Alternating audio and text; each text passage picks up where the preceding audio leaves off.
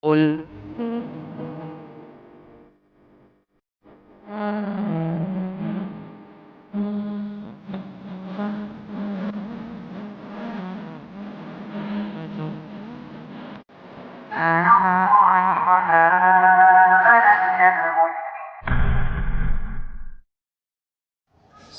Bismillahirrahmanirrahim. Assalamualaikum warahmatullahi wabarakatuh. Alhamdulillahilladzi hadana li hadza wa ma kunna linahtadiya laula an hadana Allah. Laqad ja'at rusulu rabbina bil haqq wa nudu an tilkumul jannah uristumuha bima kuntum ta'malun. Wa asyhadu an la ilaha illallah wahdahu la syarikalah wa asyhadu anna Muhammadan abduhu wa rasuluh. Allahumma salli ala nabiyyina Muhammad wa ala alihi wa man tabi'ahum bi ihsan ila yaumiddin. Allahumma inna nas'aluka al-jannah wa na'udzubika minan nar. Allahumma inna na'udzubika min zawali ni'matik wa tahawuli afiyatik wa fujaati nikmatik wa jami'i sakhatik. Puji syukur kita panjatkan pada Allah Subhanahu wa taala. Salawat dan salam semoga tercurah pada junjungan kita Nabi besar Nabi Agung Muhammad sallallahu alaihi wasallam. Dan di kesempatan hari ini kita masih berada pada hari tasyrik 13 Zulhijjah 1439 Hijriah. Mudah-mudahan pertemuan ini, majelis ini adalah majelis yang membawa berkah.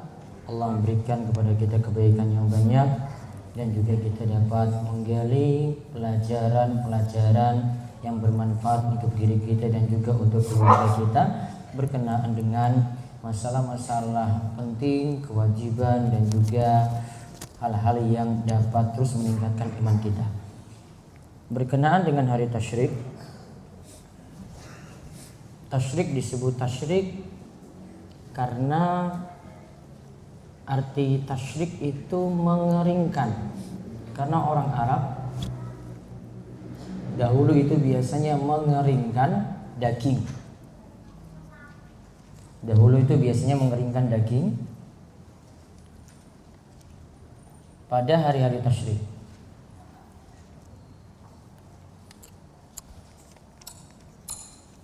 Jadi orang Arab punya kebiasaan mengeringkan daging pada hari-hari tasyrik. Maka disebut tasyrik ya dengan istilah seperti itu. Di antara keutamaan hari tasyrik itu termasuk dalam firman Allah surat Al-Baqarah 203. Wazkurullaha fi ayyamin ma'dudat. Berzikirlah kepada Allah pada hari-hari yang terbilang. Berzikirlah kepada Allah pada hari-hari yang terbilang. Apa hari yang terbilang di sini? Kata para ulama pakar tafsir, hari yang terbilang di sini adalah hari-hari tasyrik. Berarti di hari-hari tasyrik dianjurkan untuk memperbanyak zikir. Dianjurkan untuk memperbanyak zikir. Di antara bentuk zikirnya sampai hari tasyrik, ba'da sholat masih dianjurkan membaca takbir. Ya, masih dianjurkan membaca takbir. Ini selain untuk takbir penyembelihan. Takbir seperti kita bertakbir ketika hari raya. Dan ini mulai berlaku nanti totalnya 5 hari, mulai berlaku dari hari Arafah tanggal 9 Zulhijjah. Setiap ada sholat disuruh untuk bertakbir. Dari subuh hari Arafah sampai asar pada hari tasyrik yang terakhir. Ada dalilnya atau tidak? Ada perbuatan dari sahabat yang mulia Abdullah bin Umar bin Al-Khattab, atau kita sebut biasa dengan Ibnu Umar. Beliau ketika berada di Mina mau bertolak ke Arafah waktu subuhnya, beliau bertakbir ba'da sholat, dan ini berlaku sampai hari tasyrik itu berakhir. Dan ini bukan hanya anjuran bagi yang berhaji, yang tidak berhaji juga demikian adanya. Kalau yang berhaji itu mulai berlaku ketika tanggal 10 setelah melempar jumrah Aqabah, yang sebelumnya talbiyah. Ketika selesai lempar jumrah Aqabah, kalimatnya berganti dari talbiyah berganti menjadi takbir. Di tanggal 10 pagi setelah matahari terbit itu pelemparan satu jumrah, yaitu jumrah Aqabah. Kalimatnya ganti langsung jadi takbir. Dan kalau kita yang tidak berhaji, ya, setiap ba'da sholat mulai dari subuh hari Arafah sampai asar di hari tasyrik yang terakhir, berarti hari ini di waktu asar nanti, setiap ba'da sholat dianjurkan memperbanyak takbir seperti itu. Apakah butuh untuk dipimpin oleh imam? Tidak. Bisa sendiri-sendiri, dan itu yang dianjurkan. Namun kadang ada imam yang bisa mengajarkan, tujuannya mengajarkan jamaah. Dia bisa tujuannya untuk mengajarkan, karena masyarakat kita kadang belum memahami hal tadi. Nah, itu yang pertama, di hari tasyrik itu ada anjuran untuk memperbanyak zikir seperti praktek dari Al-Baqarah 203. Ada juga amalan yang lainnya, dianjurkan memperbanyak doa sapu jagat. Dalilnya adalah Al-Baqarah 200-201. Situ Allah katakan, bagi siapa yang selesai dari manasik, maka ada yang meminta kepada Allah cuma minta dunia saja, maka nanti di akhirat dia tidak mendapatkan apa-apa. Namun ada yang berdoa minta kebaikan dunia dan akhirat. Rabbana atina fid dunya hasanah wa fil akhirati hasanah wa qina adzabannar. Maka dari ayat tadi para ulama simpulkan dianjurkan, seperti pendapat dari Ikrimah dan Atha bin Abi Rabbah, dianjurkan pada hari-hari tasyrik memperbanyak membaca doa sapu jagat, memperbanyak doa Rabbana atina fid dunya hasanah wa fil akhirati hasanah wa qina adzabannar. Dianjurkan membaca seperti itu, karena Allah itu katakan fa idza qadaitum manasikakum fazkurullaha kadzikrikum aba'akum aw ashadda dzikra. Jika kalian telah selesai dari manasik haji kalian, maka ingatlah kepada Allah sebagaimana nenek moyang kalian juga mengingat seperti itu pula, atau sungguh-sungguh dalam mengingat Allah. Fa minan nasi may yaqulu rabbana atina fid dunya wa ma lahu fil akhirati min khalaq. Ada yang berdoa kepada Allah, ya Allah karuniakan kepadaku kebaikan di dunia. Dia hanya minta dunia saja, maka di akhirat dia tidak akan mendapatkan bagian apapun. Wa minhum may yaqulu rabbana atina fid dunya hasanah wa fil akhirati hasanah wa qina adzabannar. Dan di antara mereka itu ada yang berdoa setelah manasiknya tadi, dia itu berdoa rabbana atina fid dunya hasanah wa fil akhirati hasanah wa qina adzabannar. Ya Rabb kami, berikanlah kepada kami kebaikan di dunia dan berikanlah kami kebaikan di akhirat, dan jauhkanlah kami dari siksa neraka. Kata Ikrimah dan Atha, dianjurkan tadi membaca doa Rabbana atina fid dunya hasanah wa fil akhirati hasanah wa qina adzabannar di hari-hari tasyrik. Dalilnya tadi apa? Al-Baqarah 200-201. Prakteknya lihat dari tafsiran ya ulama terdahulu, Ikrimah dan Atha, ulama pakar tafsir mata silam dari kalangan tabi'in, menafsirkan seperti itu. Kemudian satu lagi, poin penting lagi untuk hari tasyrik, tidak boleh puasa. Tidak boleh puasa. Berarti kalau dari Idul Adha sampai hari Tasyrik total kita tidak boleh puasa berapa hari? Dari Idul Adha sampai hari Tasyrik berarti total berapa hari nggak boleh puasa? 4. Tasyrik 3, Idul Adha 1. Boleh nggak ya saya lanjutkan puasa Senin Kemis saya, kemarin Kemis, puasa Kemis? Nggak boleh, dosa malahan. Nggak boleh puasa ketika itu. Mau puasa untuk qadha juga nggak boleh pula. Oh ini tanggal 13, boleh nggak saya puasa Ayyamul Bid? Nggak boleh. Kok nggak boleh, kenapa? Hari makan-makan. Disuruh makan yuk makan. Jangan disuruh makan malah nggak mau makan. Disuruh makan yuk makan. Iya kan? Kamu disuruh makan nih, bilang ini nggak disuruh makan ya sekarang ini. Kamu nggak mau makan, wah rugi sekali. Kalau ada waktu bebas, kamu boleh puasa, boleh tidak, ya silahkan milih. Namun sekarang ini nggak boleh puasa, disuruh makan. Syukuri. Walaupun mungkin tambah bobot nggak apa-apa. Disyukuri seperti itu. Ada waktu kita dispesialkan tidak boleh puasa, sudah nikmati. Berarti totalnya kita ada berapa hari dalam setahun itu tidak boleh puasa, ada berapa hari kalau gitu? 5 hari. Idul Fitri tanggal 1 Syawal ya. Terus Idul Adha 3 hari Tasyrik 5. Apa dalilnya tadi kok disuruh tidak boleh puasa ketika itu? Dalilnya itu ini. Di mana Nabi SAW itu mengatakan ayyamut tasyrik ayyamu aklin wa syurbin. Hari tasyrik itu adalah hari untuk makan-makan dan kita minum. Dalam lafaz yang lain dikatakan wa ayyamu mina ayyamu aklin wa syurbin.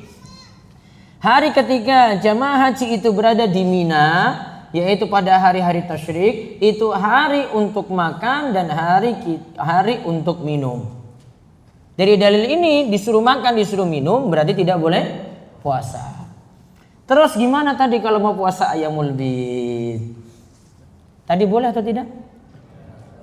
Yang tidak bolehnya yang mana? 13. Yang tidak bolehnya yang mana? 13. 14 boleh? Boleh. 15-nya? Boleh. Terus 13-nya gimana kalau begitu? Diganti. Kapan harinya? Bebas. Gak disuruh 16 juga. Yang penting ada puasa 1 bulan 3 hari.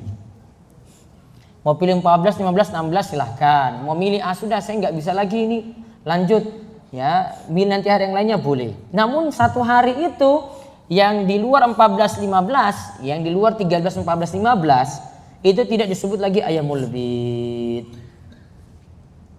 Kenapa? Ayyamul Bid itu cuma 13, 14, 15. Jadi kalau misalnya bapak ibu-ibu tidak dapat puasa Ayyamul Bid enggak masalah. Bisa ganti dengan puasa yang lainnya. Bahkan ada puasa yang lebih utama daripada Ayyamul Bid.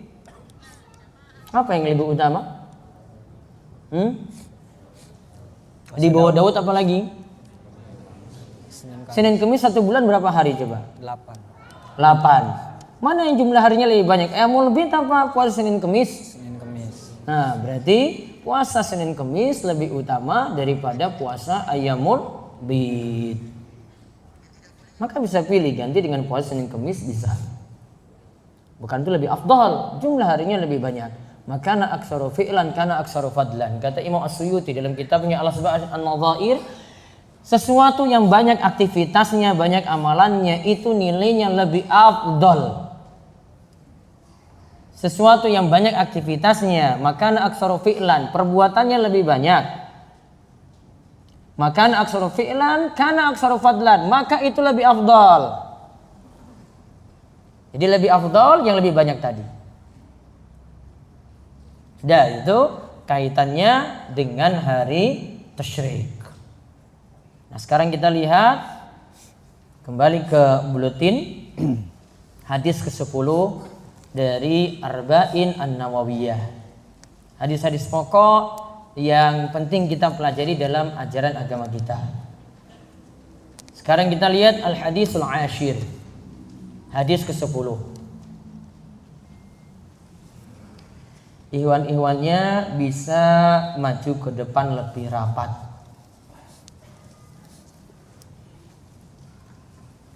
Ayo.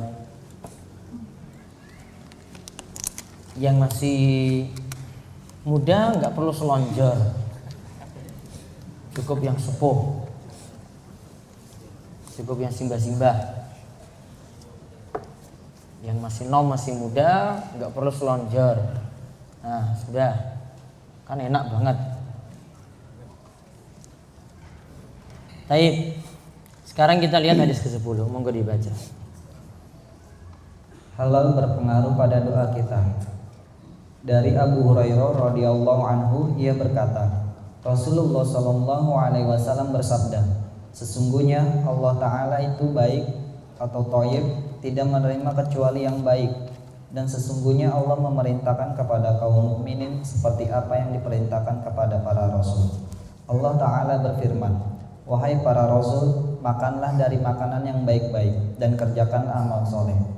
Quran surat Al-Mu'minun ayat 51. Dan Allah Ta'ala berfirman, wahai orang-orang yang beriman, makanlah dari rezeki yang baik yang kami berikan kepadamu. Quran surat Al-Baqarah ayat 172. Kemudian Rasulullah SAW menyebutkan seseorang yang lama berpergian, rambutnya kusut, berdebu, dan menengadahkan kedua tangannya ke langit. Lantas berkata, wahai Rabbku, padahal makanannya haram, minumannya haram, pakaiannya haram, dan ia dikenyangkan dari yang haram. Bagaimana mungkin doanya bisa terkabul? Hadis riwayat Muslim. Baik. An Abu Hurairah radhiyallahu anhu, dari Abu Hurairah radhiyallahu anhu, qala Rasulullah sallallahu alaihi wasallam yaqul. Rasulullah sallam itu Rasulullah sallam itu bersabda, Innallaha thayyibun la yaqbalu illa thayyiba. Allah itu thayyib, baik, lepas dari sifat-sifat kekurangan. La yaqbalu illa thayyiba, tidak menerima kecuali yang thayyib, tidak menerima kecuali yang baik. Wa innallaha amaral mu'minina bima amara bihil mursalin, dan Allah itu memerintahkan kepada orang-orang beriman sebagaimana Allah perintahkan kepada para rasul. Faqal, Allah berfirman, ya ayyuhar rusul, kulu minat thayyibati wa'malus sholihah. Wahai para rasul, makanlah dari yang thayyib-thayyib, dari yang halal-halal, wa'malus sholihah, dan beramallah yang soleh, lakukanlah amal soleh. Wa qala ta'ala, dan Allah juga berfirman, ya ayyuhalladzina amanu kulu min thayyibati ma razaqnakum. Wahai orang yang beriman, makanlah dari yang thayyib-thayyib, apa yang Allah telah rizkikan bagi kalian, apa yang telah kami rizkikan bagi kalian. Kemudian hadis ini dilanjutkan, summa dzakar rajul yutilus safar as'atha akbar yamuddu yadayhi ilas sama. Kemudian Rasul ceritakan ada orang yutilus safar, menempuh perjalanan jauh, as'atha akbar, dalam keadaan penuh debu, yamuddu yadayhi ilas sama, dia angkat tangan ketika berdoa.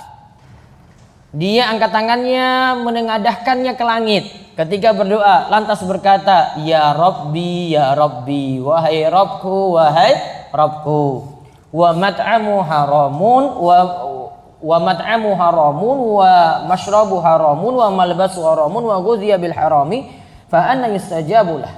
Ada kalimat yang kurang di situ. Wa mat'amu haramun wa mashrabu haramun wa malbasu haramun wa ghudhiya bil harami fa anna yustajabu lahu. Iya, ada kalimat bahasa Arabnya yang kurang. Padahal dia itu makan yang haram, dia makan dari yang haram, minum juga dari yang haram, pakaiannya juga dari yang haram, dan juga dia dikenyangkan dari yang haram. Berarti di sini merujuk pada pekerjaannya. Pekerjaannya juga haram. Fa anna yustajabu lahu, bagaimana mungkin doanya itu bisa dikabulkan. Hadis ini rawahu Muslim. Diriwayatkan oleh Imam Muslim. Ini hadis nomor 10 dari kitab Hadis Arba'in Nawawiyah. Sekarang kita lihat penjelasan hadis. Maksud thayyib adalah suci dan selamat dari sifat-sifat khabith atau jelek. Thayyib itu secara bahasa artinya suci dan selamat dari sifat-sifat khabith. Berarti thayyib itu lawannya khabith. Ya, thayyib itu lawannya khabith. Kalau thayyib itu jadi sesuatu yang halal, kalau khabith itu jadi sesuatu yang haram. Nanti akan kita singgung dalam bahasan ini. Sekarang lihat dulu bahasan yang pertama, ini disinggung oleh Imam Ibn Rajab dalam Jami'ul Ulum wal Hikam. Pengaruh makanan halal dan amal saleh pada doa. Dibaca. Ada yang bertanya kepada Sa'ad bin Abi Waqqas, apa yang membuat doamu mudah dikabulkan dibanding para sahabat Rasulullah SAW lainnya? Saya tidaklah memasukkan satu suapan ke dalam mulutku, melainkan saya mengetahui dari manakah datangnya dan dari mana akan keluar. Jawab Sa'ad. Beliau Sa'ad bin Abi Waqqas begitu selektif sekali ketika memasukkan sesuatu di dalam perutnya. Ya, dia selektif, ini dari mana makanan ini datang, mau dikeluarkan juga untuk apa. Ada rezeki yang dia punya, dia benar-benar berusaha yang dia dapati itu yang halal, dia keluarkan juga untuk sesuatu yang baik-baik. Jadi yang masuk bagaimana, yang keluar bagaimana, dia teliti. Namun ini tidak berlaku detail untuk segala sesuatu. Ya, tidak berlaku detail untuk segala sesuatu. Ada kaidah yang para ulama sebutkan, al aslu fil asya mubah. Hukum segala sesuatu itu mubah. Hukum segala sesuatu itu mubah. Ini disikapi seperti itu dulu. Adapun tadi perkataan Sa'ad bin Abi Waqqas itu namanya sifat wara. Wara itu hati-hati. Namun kita harus kembalikan ke hukum asal dulu tadi. Ini kita boleh makan ini, bolehkah mengkonsumsi ini, bolehkah memakai ini. Hukum asalnya apa dulu? Al aslu fil asya mubah wal halal. Hukum asal segala sesuatu itu mubah dan halal. Boleh nggak saya minum ini? Boleh. Tadi nggak puasa, ya kan? Satu. Halal atau tidak ini minuman? Tahu dari mana? Sudah dicek ini bahan-bahannya? Jangan-jangan ada sianida di sini. Suuzon. Jadi musibah, jadi suuzon lagi. Ya, kalau ini dari orang muslim, kita yang beri kepada kita orang muslim, kita jadi suuzon pada dia. Kayaknya dia mau beri saya racun deh. Padahal baru kayaknya. Makanya Islam bangun tadi, kaidahnya pokoknya segala sesuatu hukum asalnya apa? Halal, mubah. Datang ke warung tuh kayak gitu. Gak usah tanya detail. Atau orang Jakarta tanya detail. Saya orang desa gak nanya. Saya cuma masuk saja warung. Oh ini makan, Pak saya pesan kambingnya Pak. Makan gitu saja. Apa jenengan kalau di sini tanya lagi, Pak ini kambing, ini beli dari mana? Terus tempat penyembelihannya di mana? Lalu cara menyembelihnya seperti apa? Baca bismillah ataukah tidak? Tanya kayak gitu. Masa nggak nanya? Ini mau masuk dalam perutmu loh ini. Ditanya nggak? Bapak tanya nggak kayak gini? Biasanya langsung gimana? Sikat aja. Ya, sudah rampung, kalau sudah selesai sudah itu baru mikir nanti. Yang penting kenyang dulu. Gitu kan? Nggak mikir kan? Nah. Itu kita sikapi kayak gitu loh untuk kehidupan kita.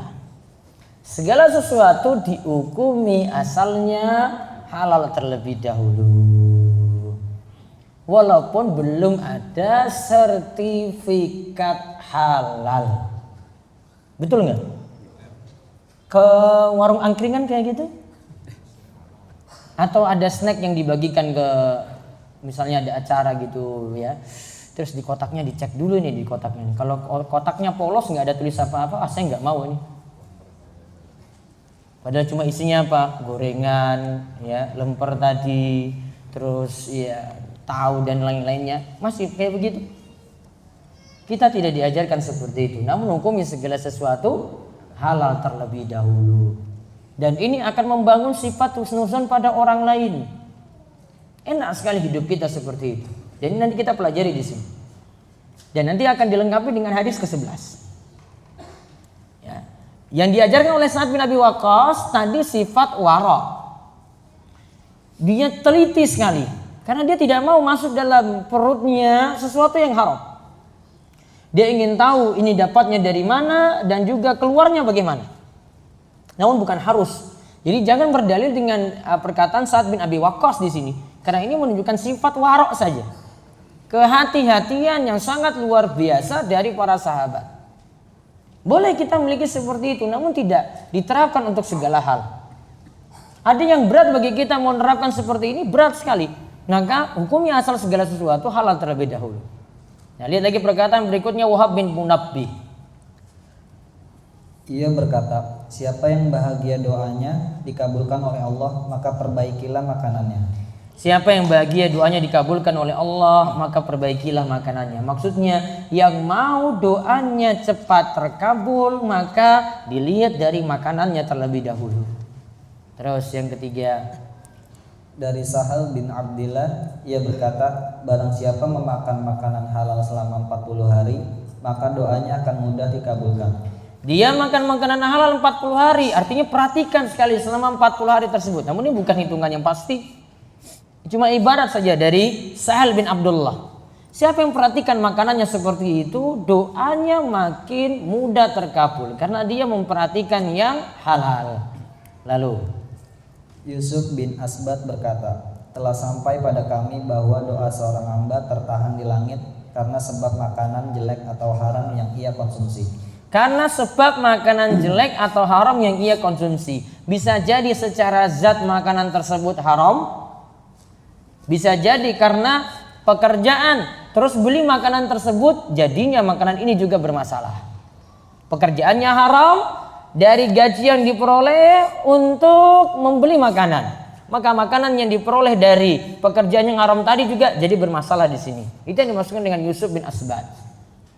Terus di bawahnya lagi, gemar melakukan ketaatan secara umum sebenarnya adalah jalan mudah terkabulnya doa, sehingga tidak terbatas pada mengkonsumsi makanan yang halal. Namun segala ketaatan akan memudahkan terkabulnya doa. Sebaliknya, kemaksiatan menjadi sebab menghalang terkabulnya doa. Nah, itu perkataan dari Ibnu Rajab Al-Hambali. Kita lihat dari perkataan beliau di bawah lagi. Ibnu Rajab Al-Hambali rahimahullah berkata, melakukan ketaatan memudahkan terkabulnya doa. Oleh karenanya, pada kisah 3 orang yang masuk dan tertutup dalam suatu goa, batu besar yang menutupi mereka menjadi terbuka karena sebab amalan yang mereka sebut, di mana mereka melakukan amalan tersebut ikhlas karena Allah Ta'ala. Mereka berdoa pada Allah dengan menyebut amalan soleh tersebut sehingga doa mereka pun terkabul. Nah, tahu kan kisah 3 orang yang tertutup dalam goa? Yang satu itu menyebutkan amal solehnya, yang kedua juga amal solehnya, yang ketiga juga menyebutkan amal solehnya masing-masing. Baru pintu goa tersebut terbuka. Apa amalan soleh orang pertama? Memberi susu pada orang tuanya. Setiap harinya dia punya kebiasaan memberikan susu kepada bapak ibunya sebelum memberikan kepada istri dan anak-anaknya. Satu saat bapak ibunya tertidur terlebih dahulu karena dia telat datang. Maka dia tunggu terus sampai bapak ibunya bangun. Terus dia beri. Lalu dia berdoa pada Allah, ya Allah, jika memang amal soleh ini adalah amalan yang baik, bukakanlah pintu goa ini. Maka pintu goa tersebut baru terbuka sedikit. Orang yang kedua, apa amalannya? Menjauhi zina. Dia ingin berzina dengan sepupunya. Padahal dia sudah cinta mati dengan sepupunya tadi. Sepupu mahram atau bukan? Bukan. Sepupu? Mahram atau bukan? Kalau suami dengan istrinya mahram atau bukan? Bukan. Coba saya ulang. Suami dengan istrinya mahram atau bukan? Bukan. Mahram apa bukan? setelah Ada yang menikah. bilang mahram. Nikahnya fasakh langsung. Nikahnya batal langsung loh itu. Apa pengertian mahram?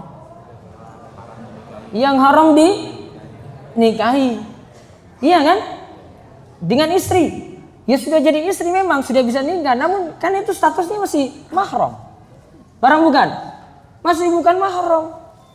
Mau nikah pun itu tetap bukan mahram, makanya boleh dinikahi.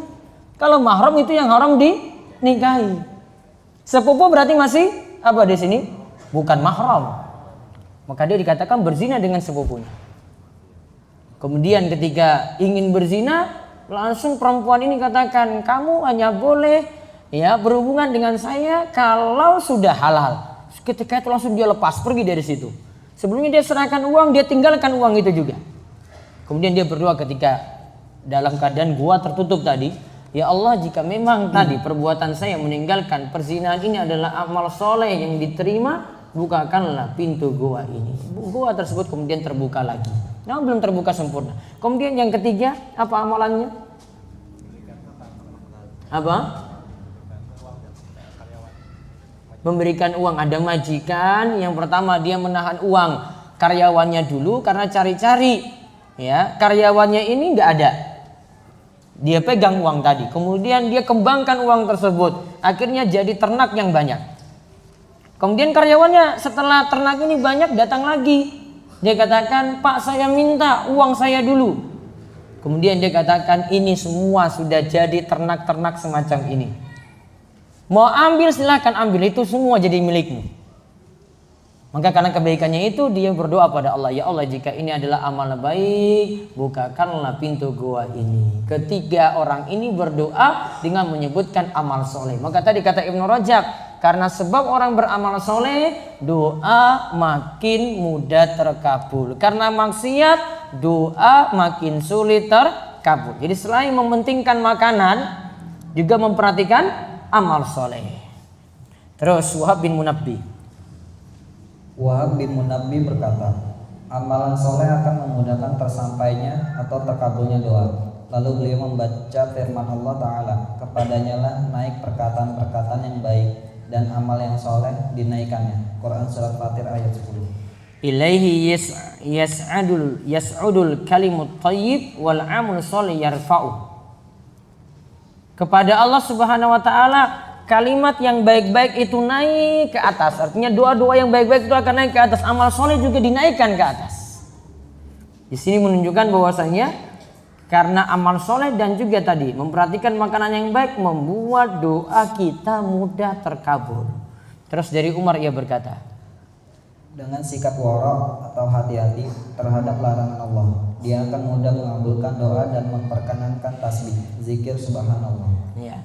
Ketika kita itu wara', memperhatikan benar-benar yang halal dan yang haram, ya memperhatikan perintah dan juga larangan Allah dengan baik, maka akan membuat doa-doa kita mudah terkabul.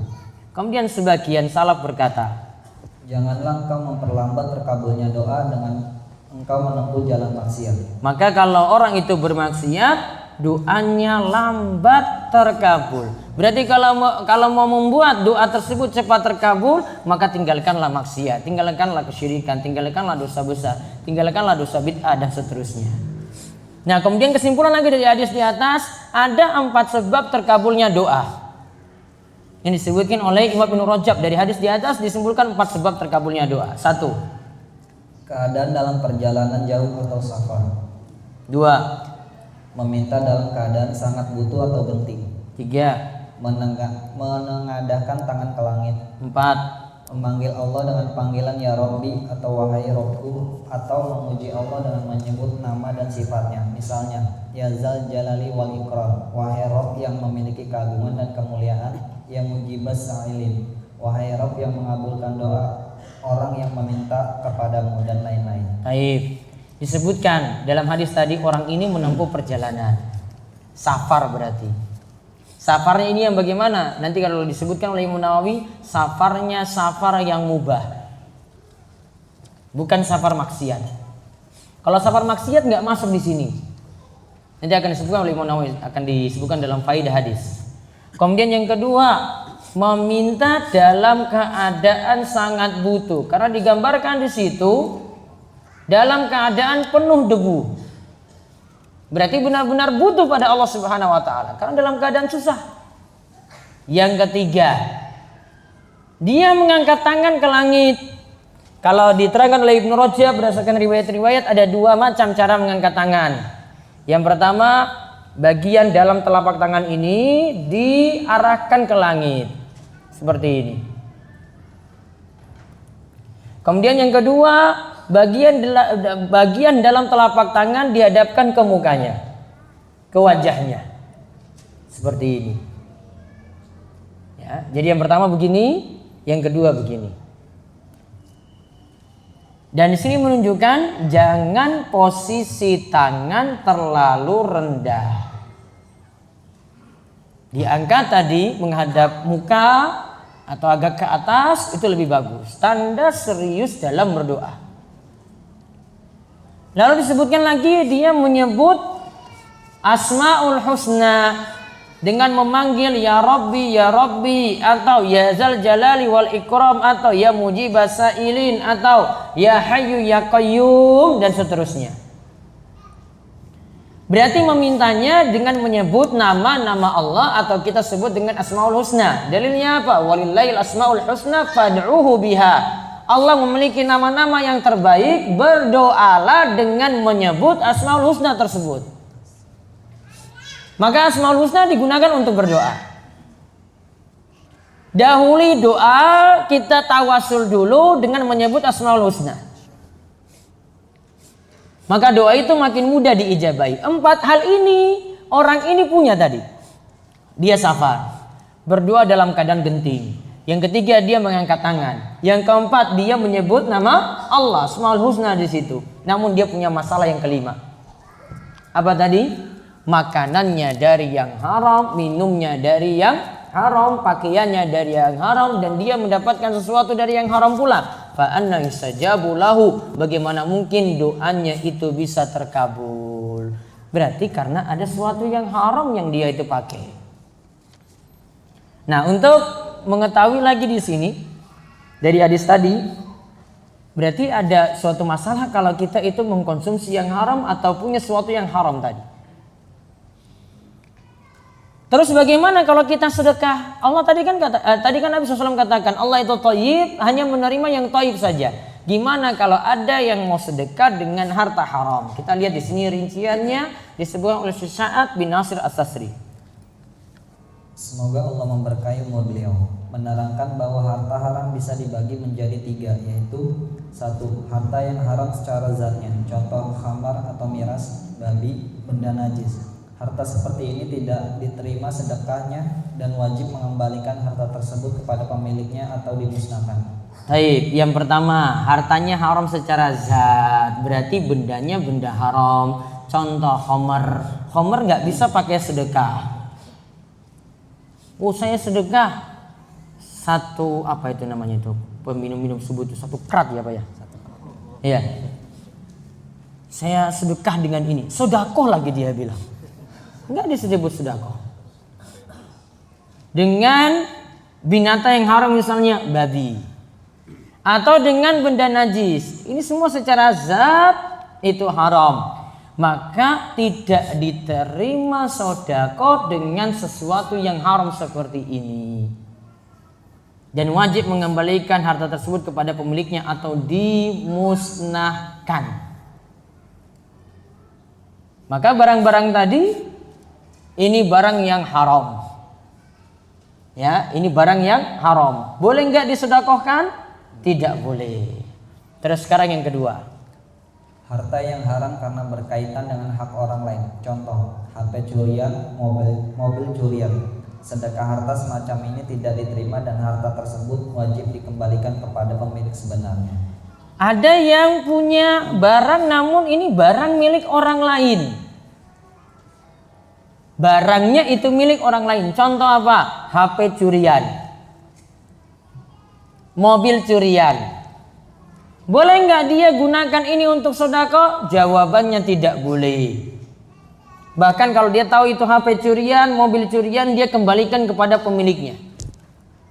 Kalau tahu pemiliknya siapa, dia kembalikan. Tidak boleh digunakan untuk sedekah dan sedekahnya tidak diterima. Innallaha thayyibun la yaqbalu illa thayyiba. Allah thayyib dan tidak menerima kecuali dari yang thayyib saja. Terus yang ketiga, harta yang haram karena pekerjaannya. nah sekarang yang ketiga, hartanya itu haram karena pekerjaan. Contohnya, harta riba, harta dari hasil dagangan barang haram.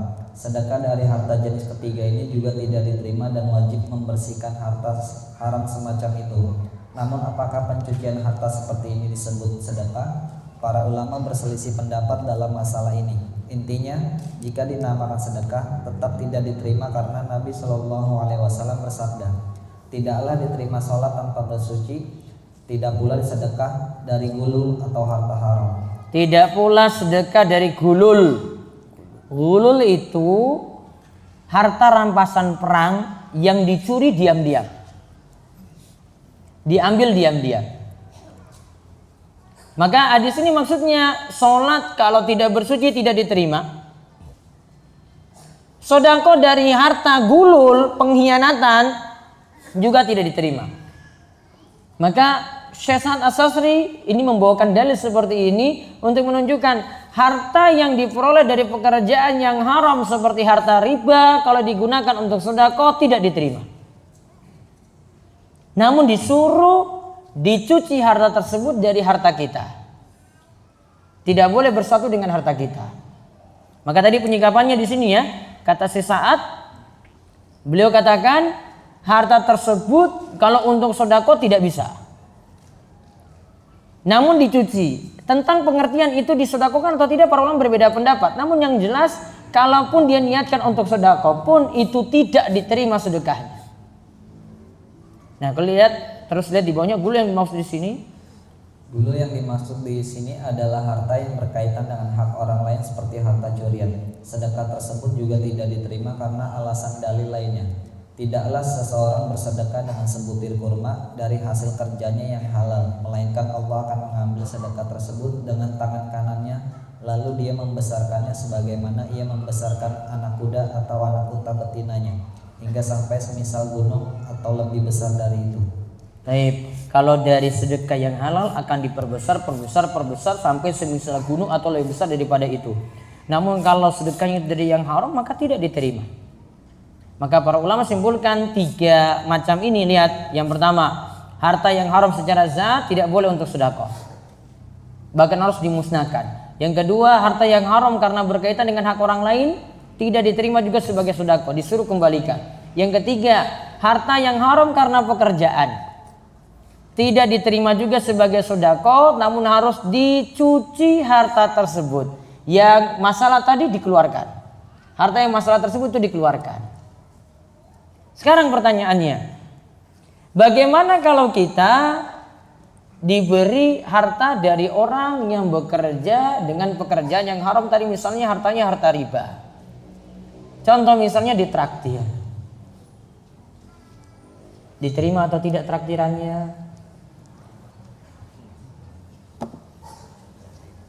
Hah? Jangan tanya dari mana hartanya. Oh, saya tahu kok itu pekerjaannya. Nggak boleh. Namun enak dia traktir di tempat enak. Nggak boleh juga. Kaidahnya seperti ini disebutkan oleh Syekh Muhammad bin Shalih Al-Utsaimin. Suatu harta yang diperoleh dari pekerjaan yang haram seperti riba, harta tersebut haram bagi yang bekerja. Namun tidak haram bagi orang yang diberi dengan cara yang mubah. Saya ulang. Suatu harta yang itu diperoleh dari pekerjaan yang haram, seperti riba. Harta tersebut jadi haram untuk orang yang bekerja. Namun tidak haram bagi orang lain yang diberi dengan cara yang mubah. Contoh, dia datang ke warung kita beli. Saya tahu pekerjaannya itu. Terus dia beli ya beras di tempat kita. Boleh nggak diterima? Dari riba tadi loh. Boleh nggak? Berdasarkan kaidah ini dari Syekh Muhammad bin Shalih Al-Utsaimin, boleh. Dia traktir kita tadi pertanyaannya. Berarti boleh atau tidak? Boleh. Kamu dosa, saya nggak dosa. Kamu dosa karena makan yang haram, ya. Saya tidak, karena kamu beli dengan cara yang mubah. Sama seperti dia wariskan harta, dia beri hadiah, seperti itu pula. Apa dalilnya dari kaidah Syekh Muhammad bin Shalih Al-Utsaimin ini? Kaidahnya adalah perbuatan orang Yahudi yang biasa memberikan sesuatu kepada Nabi Shallallahu Alaihi Wasallam. Nabi tahu pekerjaan mereka orang Yahudi itu masalah semuanya.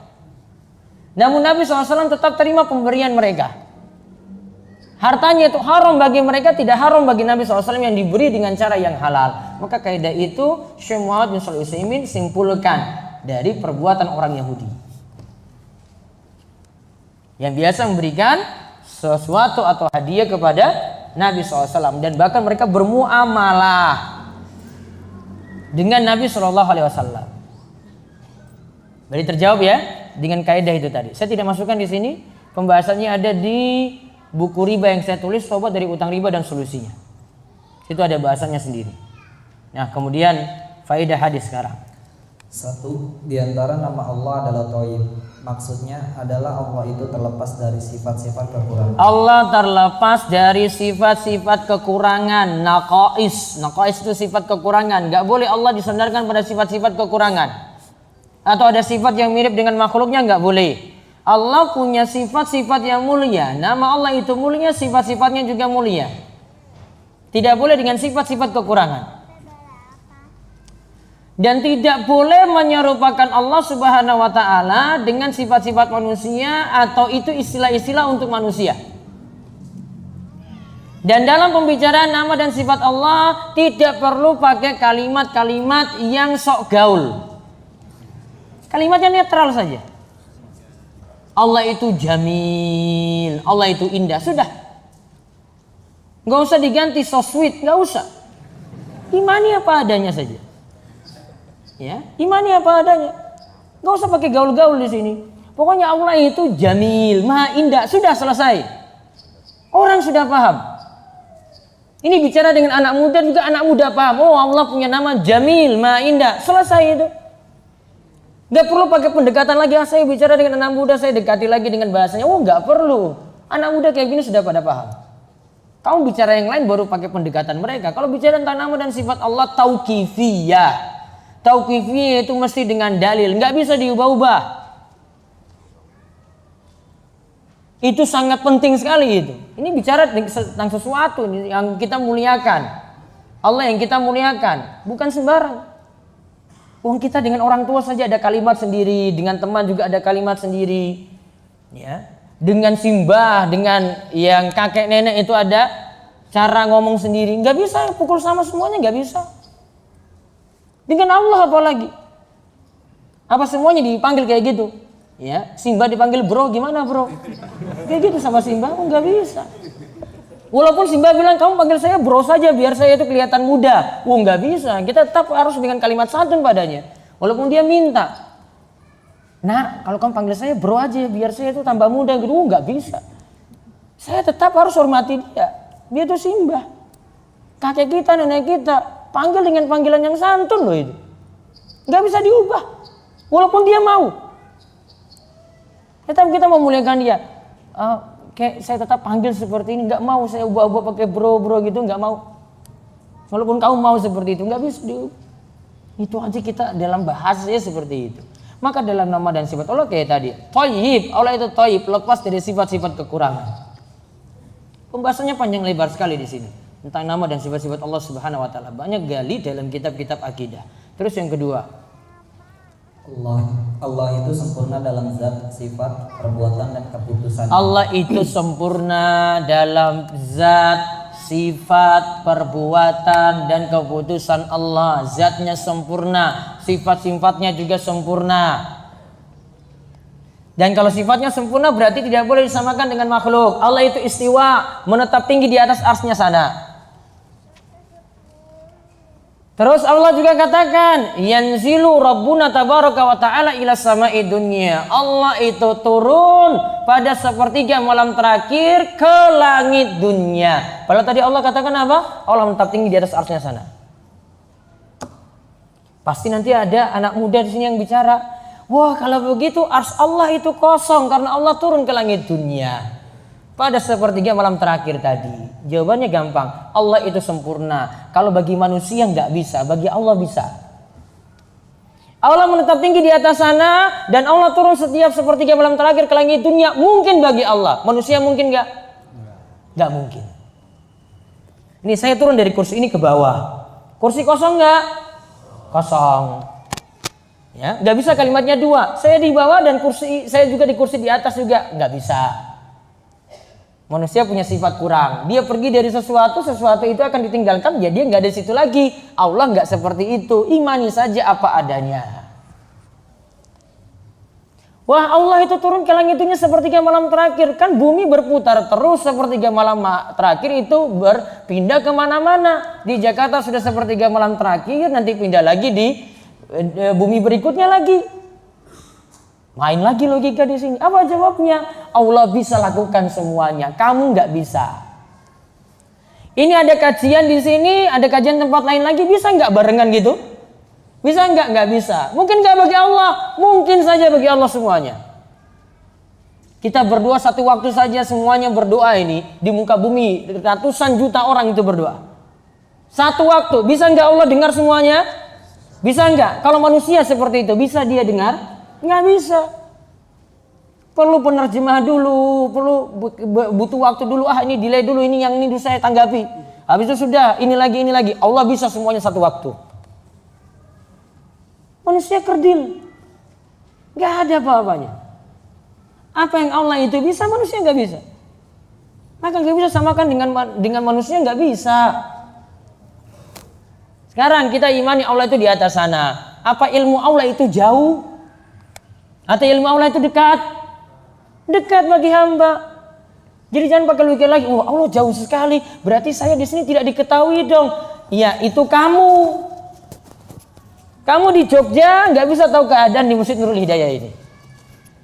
Allah tahu nggak seperti itu jauhnya? Allah Maha tahu.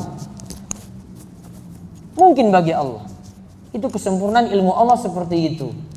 Maka kalau orang itu tidak tetapkan Allah itu di atas sana, dia dari sisi keilmuan, dari menganggap ilmu Allah, Allah cuma terbatas saja. Allah butuh dekat dulu baru mengetahui orang berarti.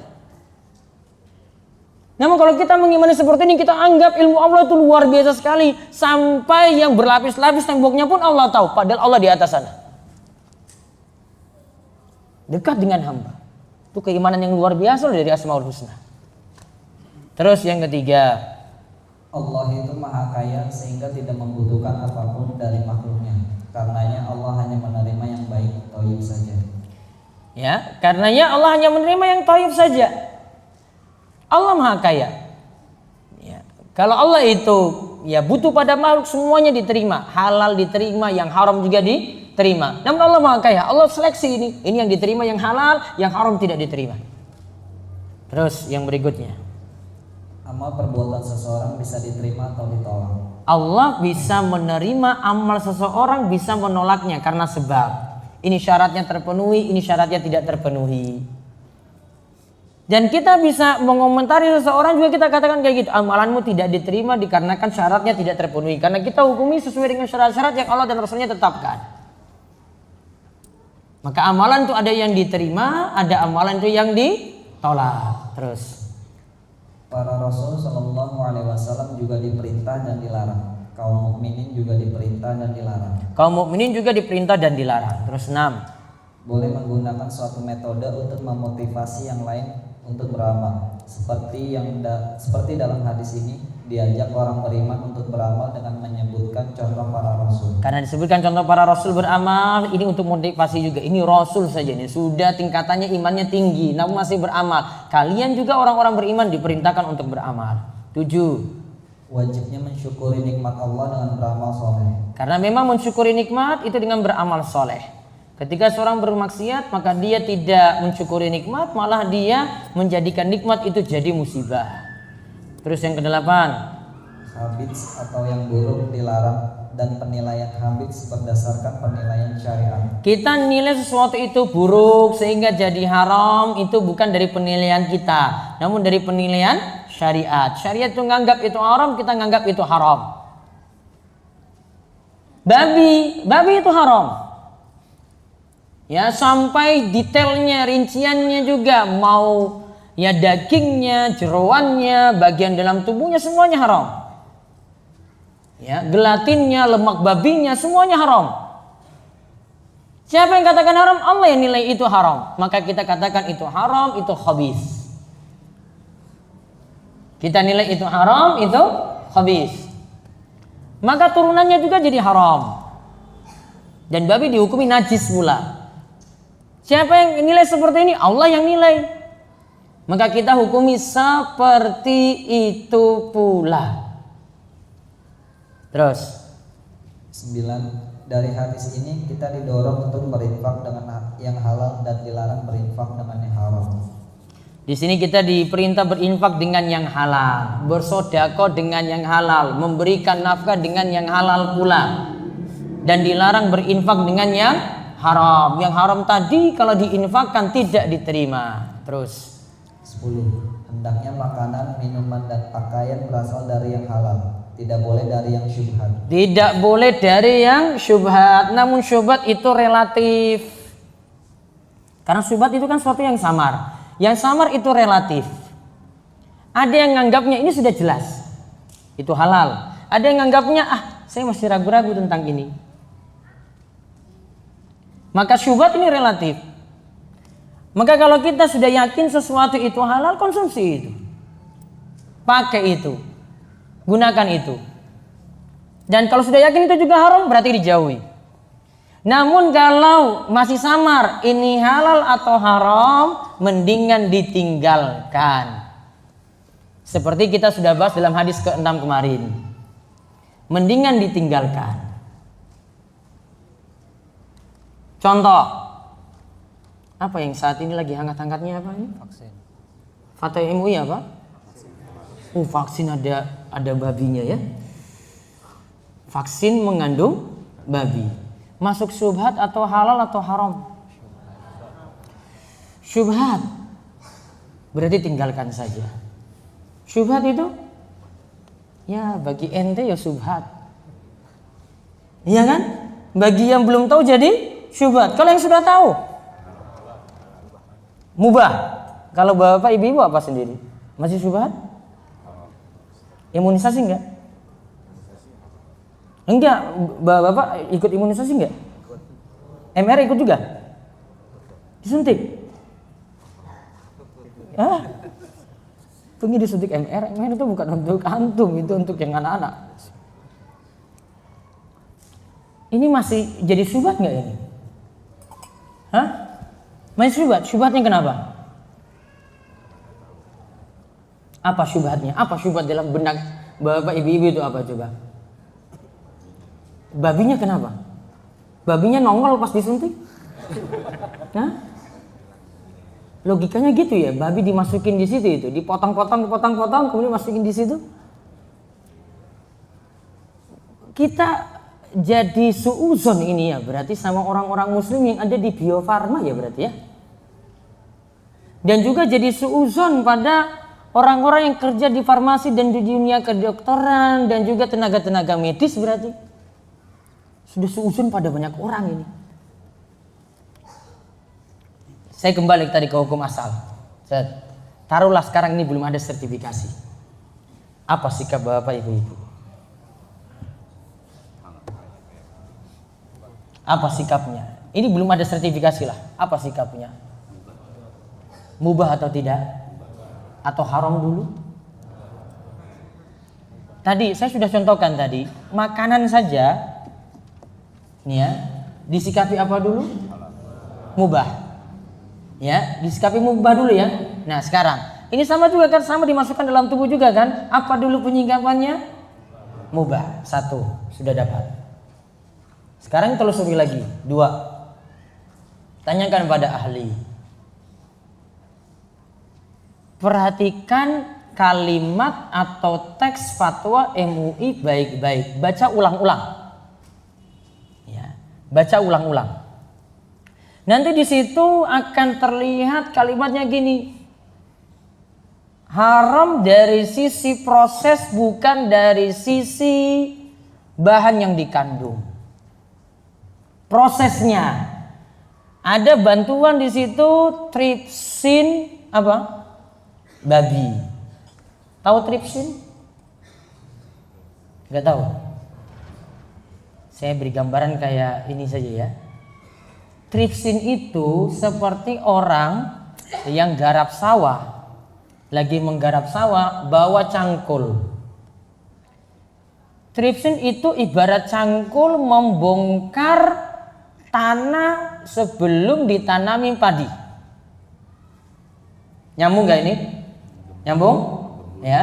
Tripsin itu buka dulu. Dia buka lahan dulu, baru vaksin dimasukkan di situ, bibitnya dimasukkan, baru dikembangbiakan. Pertanyaannya, cangkul tadi kalau di sawah diambil lagi atau cangkulnya tumbuh dengan padi? Atau ketika dipanen cangkulnya juga dipanen juga? Dipanen enggak? Enggak. Diambil di situ biar tanahnya tumbuh dengan padi tadi. Baru dipanen. Cangkul ikut enggak? Enggak. Tripsin ya seperti itu pula. Vaksin bisa, bibitnya bisa tumbuh kalau ini diambil. Berarti tidak dipakai terus sehingga hasil akhir setelah pencucian miliaran kali jadi bersih. Hasil akhir tidak ditemukan. Mau saya berikan logika lain? Bapak, ibu-ibu, maaf, ini saya memang logikanya agak kotor, namun ini logika masuk akal. Ketika buang hajat, nyentuh najis atau tidak? Bapak, ibu-ibu ketika buang hajat, mohon maaf, nyentuh najis atau tidak? Setelah mau keluar dari kamar mandi, bersih nggak tangannya itu dari najis? Dipakai nggak untuk nyentuh yang lainnya? Nah, tripsin tuh kayak begitu. Paham ini? Kalau tripsin masalah, harusnya tangan kita juga masalah. Nggak usah dipakai lagi. Iya kan? Tripsin saja seperti itu, maka tangan kita juga seharusnya tidak boleh pakai lagi. Kenapa? Sudah nyentuh najis, walaupun kamu bersihkan berapa kali. Ini miliaran kali, kita cuci tangan cuma 2 kali 3 kali, selesai, bersih itu. Ini miliaran kali, tanya pada pakar Bio Farma nanti. Sudah? Berarti kesimpulannya, terus kenapa MUI itu mempermasalahkan proses? Karena dalam mazhab Syafi'i, media proses tadi tetap diperhatikan karena tidak boleh ada istihalah. Istihalah tidak dianggap, istihlak tidak dianggap. Ini istilah fikih. Tidak dianggap. Prosesnya yang masalah. Namun fatwa katakan boleh darurat, boleh karena darurat, karena tidak ada media lain lagi. Bio Farma katakan insya Allah 2024 mudah-mudahan tripsin tadi sudah berganti jadi yang lain. Namun butuh waktu, karena itu butuh penelitian, butuh proses tersendiri. Namun sekarang keadaan darurat. Darurat nggak? Darurat atau tidak? Kalau antum bukan dokter anak nggak akan bilang darurat. Yang paham ini dokter anak. Dokter anak itu punya kasus macam-macam. Ada dia temui polio dulu, ada temui rubella, ada temui campak dan seterusnya. Mereka menganggap darurat. Kita bukan pakar, jadi nggak tahu itu masalah-masalah kayak gitu. Cuma tahu cerita-cerita saja. Mereka lebih paham. Makanya yang mungkin setuju katakan darurat syariah. Baca poin sampai selesai. Rajin baca. Kita tuh biasanya kalau zaman ini tuh nggak mau baca panjang-panjang. Cuma mau tunggu infografisnya saja. 1 halaman sudah. Kesimpulannya gimana Ustadz? Ya ini mau 1 halaman saja. Makanya di Instagram lebih laris kan dibandingkan website. Website kok ini panjang sekali bacaannya ya. Bawa di Instagram, ini summary-nya kayak gini. Maunya summary saja. Ya 1 kotak saja itu. Betul nggak? Iya, memang zaman ini malas baca betul. Jadi baca di awal saja itu. Nggak baca dari awal atas sampai bawah. Mau summary-nya nunggu summary dulu. Kalau nggak ada yang buat ya nggak baca-baca juga. Mau tahu tentang ini, baca nanti di Detik Health, di bagian health itu ada dokter-dokter muslim masuk situ, berikan keterangan sama seperti saya berikan sini. Itu pakar-pakar dari kesehatan. Ada pakar yang dokter itu pakar imunisasi, vaksinasi ada. Sudah, berarti sekarang sudah jadi subhat apa masih jadi subhat nggak ini? Hah? Jadi pro vaksin ini? Alhamdulillah. Saya malas debat di media sosial, capek menanggapi orang-orang nggak pernah sekolah. Ya, dia pakar vaksin sekali kalau ngomongin komentarnya ini. Sampai saya pun dilaknat-laknat di situ. Ustadz itu jangan ini ya. Wah, sampai tahu nggak Ustadz siapa yang pertama kali masuk neraka coba? Maksudnya dia bilang para dai gitu, dia bilang ya Allah, saya kayak gini lihat nih ya Allah. Nggak usah ditanggapi kalau gitu ya. Sampai gitu loh. Ada dokter yang disebut dajjal, iblis, setan juga kayak gitu keluar kalimatnya. Ya, dokter ini dajjal saat ini, ya Allah dajjal lagi. Padahal situ nggak tahu kalimat MUI itu kayak gimana. MUI nggak pernah bilang itu mengandung babi, nggak ada kalimat kayak gitu. Yang bilang itu cuma prosesnya, proses beda dengan kandungan. Beda sekali. Jadi sekarang pertanyaan ini, saya bahas ini, saya baru seminggu terakhir ini. Kira-kira kalau orang suntik dengan vaksin tadi, bapak-bapak atau ibu-ibu tahu anaknya dimasukin sesuatu, ada unsur babi nggak di situ? Dimasukin nggak? Enggak. Jadi jangan pakai dalil ini. Ya Allah, ternyata betul ya anak saya dimasukin babi kemarin ya ini ya. Bawa dalil ini saya derungkan dari awal sampai akhir ya. Baru saya singgung terakhir ini. Ya Allah, anak saya sudah disuntik ini gimana ya? Berarti doa-doanya sulit terkabul ya. Gak usah khawatir. Aman-aman saja. Enjoy saja hidupnya bapak ibu. Berikutnya kalau ada suruh suntik lagi. Saya sampai senang ini, menyenangkan anak, bukan menyenangkan. Saya takuti anak saya gitu. Ini loh, besok kamu suntik lagi. Udah nangis lagi. Baru diberi takuti sudah nangis. Oh, kamu suntik lagi. Ini bapakmu ini pro vaksin ini. Wah, kamu suntik lagi besok. Gitu. Ini kalau ada ustadz yang berpendapat ini, tolong Pak tanya pada pakar. Jangan berpendapat sendiri. Ini masalah yang butuh penelitian mendalam loh ini. Enggak sembarangan. Ulama-ulama Majelis Fatwa Eropa, Syekh Abdul Aziz bin Baz, Syekh Abdul Aziz Al-Syekh, ada juga Majma' Al-Fiqhi Al-Islami, semua membolehkan dulu yang polio yang dianggap masalah ada enzim babi di situ, semua bolehkan. Ada yang menganggap itu istihala dan istihlah, mengalami perubahan, transformasi jadi zat baru. Ada yang menganggap ini kondisi darurat, boleh. Jadi tidak ada masalah. Nah, kita balik lagi, kembali poin berapa tadi? 11. Ya, 11. Setiap yang hendak berdoa, hendaklah memperhatikan makanan, minuman, dan pakaiannya daripada yang lainnya. Jadi perhatikan ini dulu dari yang lainnya. Sebelum ada pada yang lainnya, perhatikan makanannya, minumannya, dan seterusnya. Terus 12. Yang dimaksud safar yang mustajab doanya adalah safar dengan melakukan perjalanan jauh untuk melakukan suatu ketaatan seperti berhaji, ziarah yang disunahkan, dan silaturahim. Demikian menurut Imam Nawawi ketika menjelaskan hadis ini. Nah, Imam Nawawi ketika menjelaskan ini katakan yang dimaksud adalah safar dalam ibadah. Berarti lagi pergi haji, lagi pergi umroh, lagi ziarah yang sunnah dan seterusnya. Yang ada nilai ibadahnya kita itu bersafar untuk itu, silaturahim ke keluarga yang ada di kampung misalnya. Pergi bersafar seperti itu, maka berdoanya saat itu mustajab insyaallah. Terus 13. Karena makanan, minuman, pakaian, serta pekerjaan yang haram membuat doa sulit terkabul. Ya, membuat doa sulit terkabul. Sekarang kita lihat ya yang ke-11. Al-Hadisul Hadi Asyara. Hadis ke-11. An Nabi Muhammadin Al-Hasan ibn Ali bin Abi Thalib sibti Rasulullah sallallahu alaihi wasallam wa Raihanati radhiyallahu anhuma.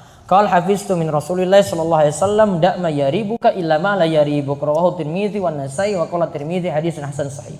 Dibacakan artinya. Dari Abu Muhammad Al Hasan bin Ali bin Abi Thalib, cucu Rasulullah Shallallahu Alaihi Wasallam dan kesayangannya radhiyallahu anhuma. Ia berkata, aku hafal sebuah hadis dari Rasulullah Shallallahu Alaihi Wasallam. Tinggalkanlah yang meragukanmu, lalu ambillah yang tidak meragukanmu. Hadis riwayat Tirmidzi An-Nasa'i. Tirmidzi mengatakan di sini hasan sahih. Sebenarnya istilah hasan sahih itu istilah berbeda. Namun Imam Tirmidzi punya istilah sendiri hasan sahih. Menurut beliau ada dua kemungkinan. Kemungkinan yang pertama, ada dua jalur dalam hadis tersebut, yang satu hasan, yang satu sahih. Ada dua jalur, yang satu itu hasan, yang satu itu sahih. Atau pengertiannya yang kedua, hasan sahih maksudnya Imam Tirmidzi bimbang. Ini hadisnya ini derajatnya hasan atau derajatnya itu sahih. Maka dikatakan hasan sahih. Terus penjelasan hadis. Al Hasan bin Ali bin Abi Thalib radhiyallahu anhuma adalah cucu dari Rasulullah Sallallahu Alaihi Wasallam dari jalur anak perempuan. Karenanya disebut Sib. Sedangkan cucu dari anak laki-laki disebut Hafid. Nabi Sallallahu Alaihi Wasallam telah menyifati Al Hasan bin Ali dengan As-Sayyid. Beliau bersabda, sesungguhnya anakku ini adalah Sayyid, pemimpin. Dengannya Allah akan mendamaikan dua kelompok yang bertikai dari umatku. Semoga Allah memperbaiki lewatnya dua kelompok besar yang bertikai. Nah, terus di bawahnya apa yang Nabi SAW? Apa yang Nabi SAW sabdakan benar-benar terjadi, di mana setelah Ali bin Abi Thalib wafat, Al Hasan dibaiat untuk menjadi khalifah setelahnya. Akan tetapi ia mengalah dan khilafah diberikan kepada Muawiyah radhiyallahu anhu. Dengan sikap beliau yang mulia ini, Allah mendamaikan antara pengikut Ali dan pengikut Muawiyah. Dengan sebab ini pula kaum muslimin memperoleh kebaikan yang banyak. Nah, maka Ali memiliki anak namanya Hasan. Hasan bin Ali bin Abi Thalib, cucu dari Rasulullah SAW. Di antaranya keistimewaannya dia akan mendamaikan dua kelompok yang akan bertikai. Kelompoknya Ali dan kelompoknya Muawiyah itu akan bertikai, ya. Namun sebenarnya tahta selanjutnya untuk khilafah ingin diserahkan kepada Hasan. Namun Hasan mengalah, dia serahkan kepada Muawiyah. Akhirnya ketika itu kelompok Ali dan Muawiyah itu bernamai berkat jasa dari Al Hasan bin Ali bin Abi Thalib. Terus Al Hasan lebih utama daripada Al Husain. Akan tetapi kaum Rafidhah Syiah lebih mengutamakan Al Husain karena terbunuhnya beliau radhiyallahu anhu membuahkan kesedihan yang sangat mendalam. Yaitu ketika terbunuhnya di Karbala. Makanya pada hari Asyura diperingati oleh orang Syiah atau Rafidhah hari kesedihan yang mendalam. Ya, sedangkan kita disuruh puasa. Kalau hari Asyura menurut Syiah mereka punya kesedihan duka yang mendalam pada hari tersebut. Terus mereka menjadikan peristiwa ini sebagai alasan karena jika seandainya mereka jujur dalam penghormatan kepada Ahlul Bait keturunan Rasulullah SAW, niscaya mereka akan mengutamakan Al Hasan karena memang ia lebih utama dari Al Husain. Jadi Al Hasan itu lebih utama daripada Husain. Padahal Husain itu diagungkan oleh orang-orang Syiah. Terus adapun istilah raihana adalah bunga wangi nan indah. Rasulullah SAW telah menyifati kedua cucu beliau, Al Hasan dan Al Husain dengan sebutan itu. Terus kata da artinya tinggalkanlah, sedangkan mayaribuka adalah sesuatu yang meragukanmu. Adapun ilama layaribuka adalah sesuatu yang tidak meragukanmu. Hadis ini termasuk jawami'ul kalim, kalimat yang singkat namun padat. Dan para ulama jadikan ini sebagai kaidah dalam fikih. Ya, baik. Sekarang kita lihat faedah hadis. 1. Agama Islam tidak menghendaki umatnya memiliki perasaan ragu dan bimbang. Nah, Islam menginginkan umat itu memegang yang yakin, tidak bimbang, tidak ragu-ragu. 2.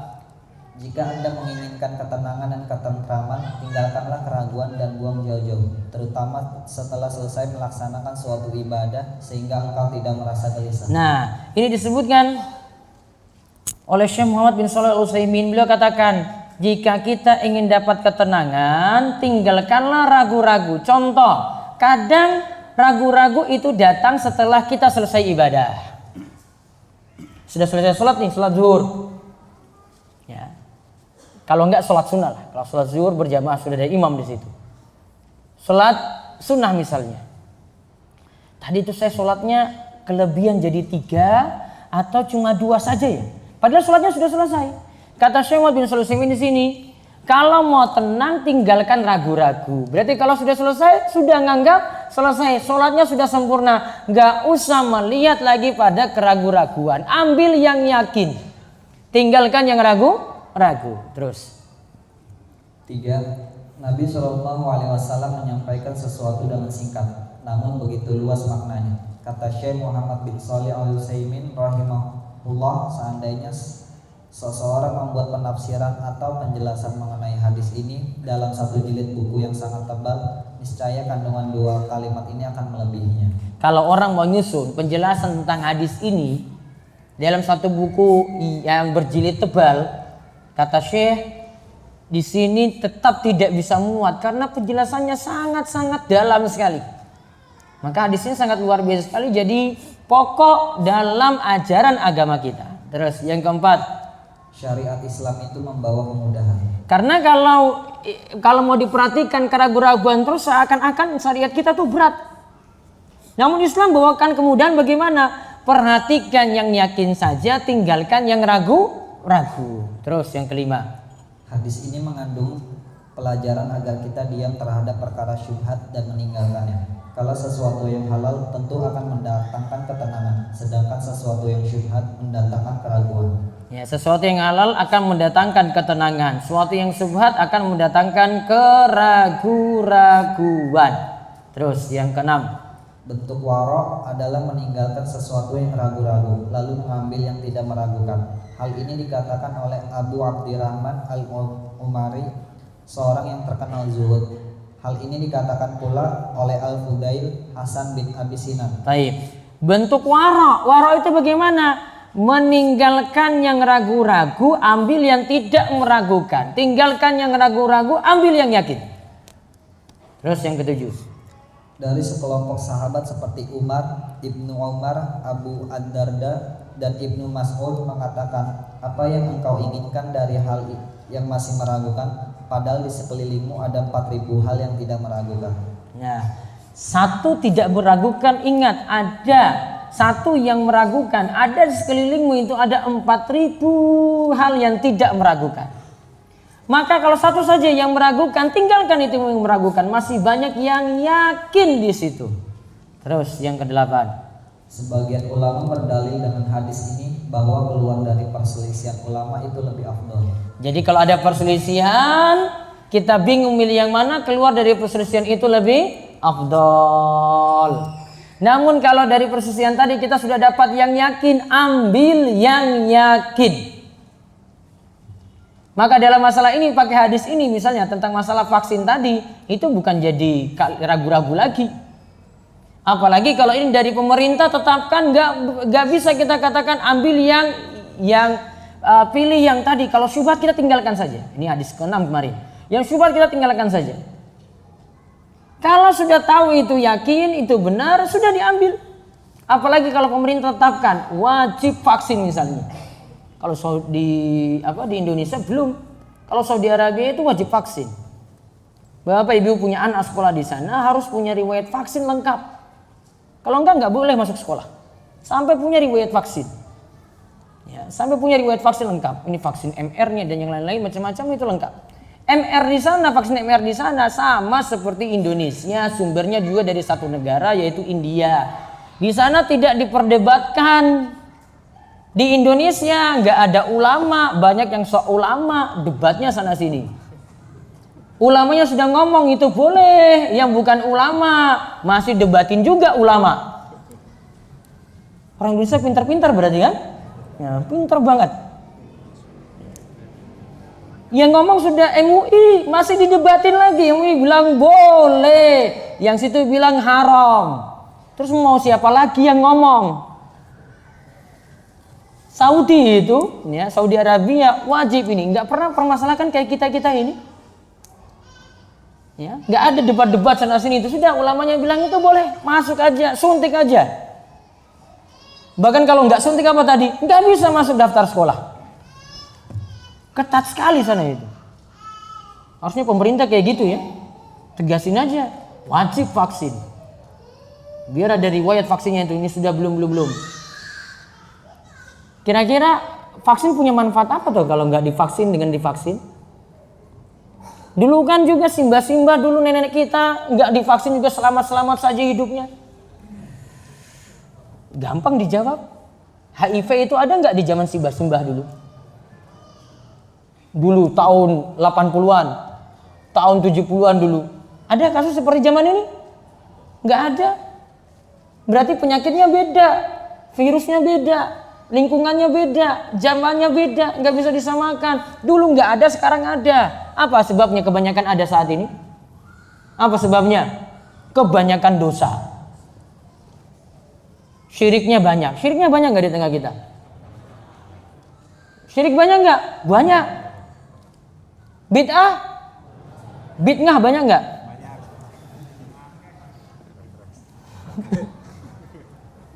Dosa besar banyak. Allah timpakan penyakit macam-macam, virus macam-macam karena dosa.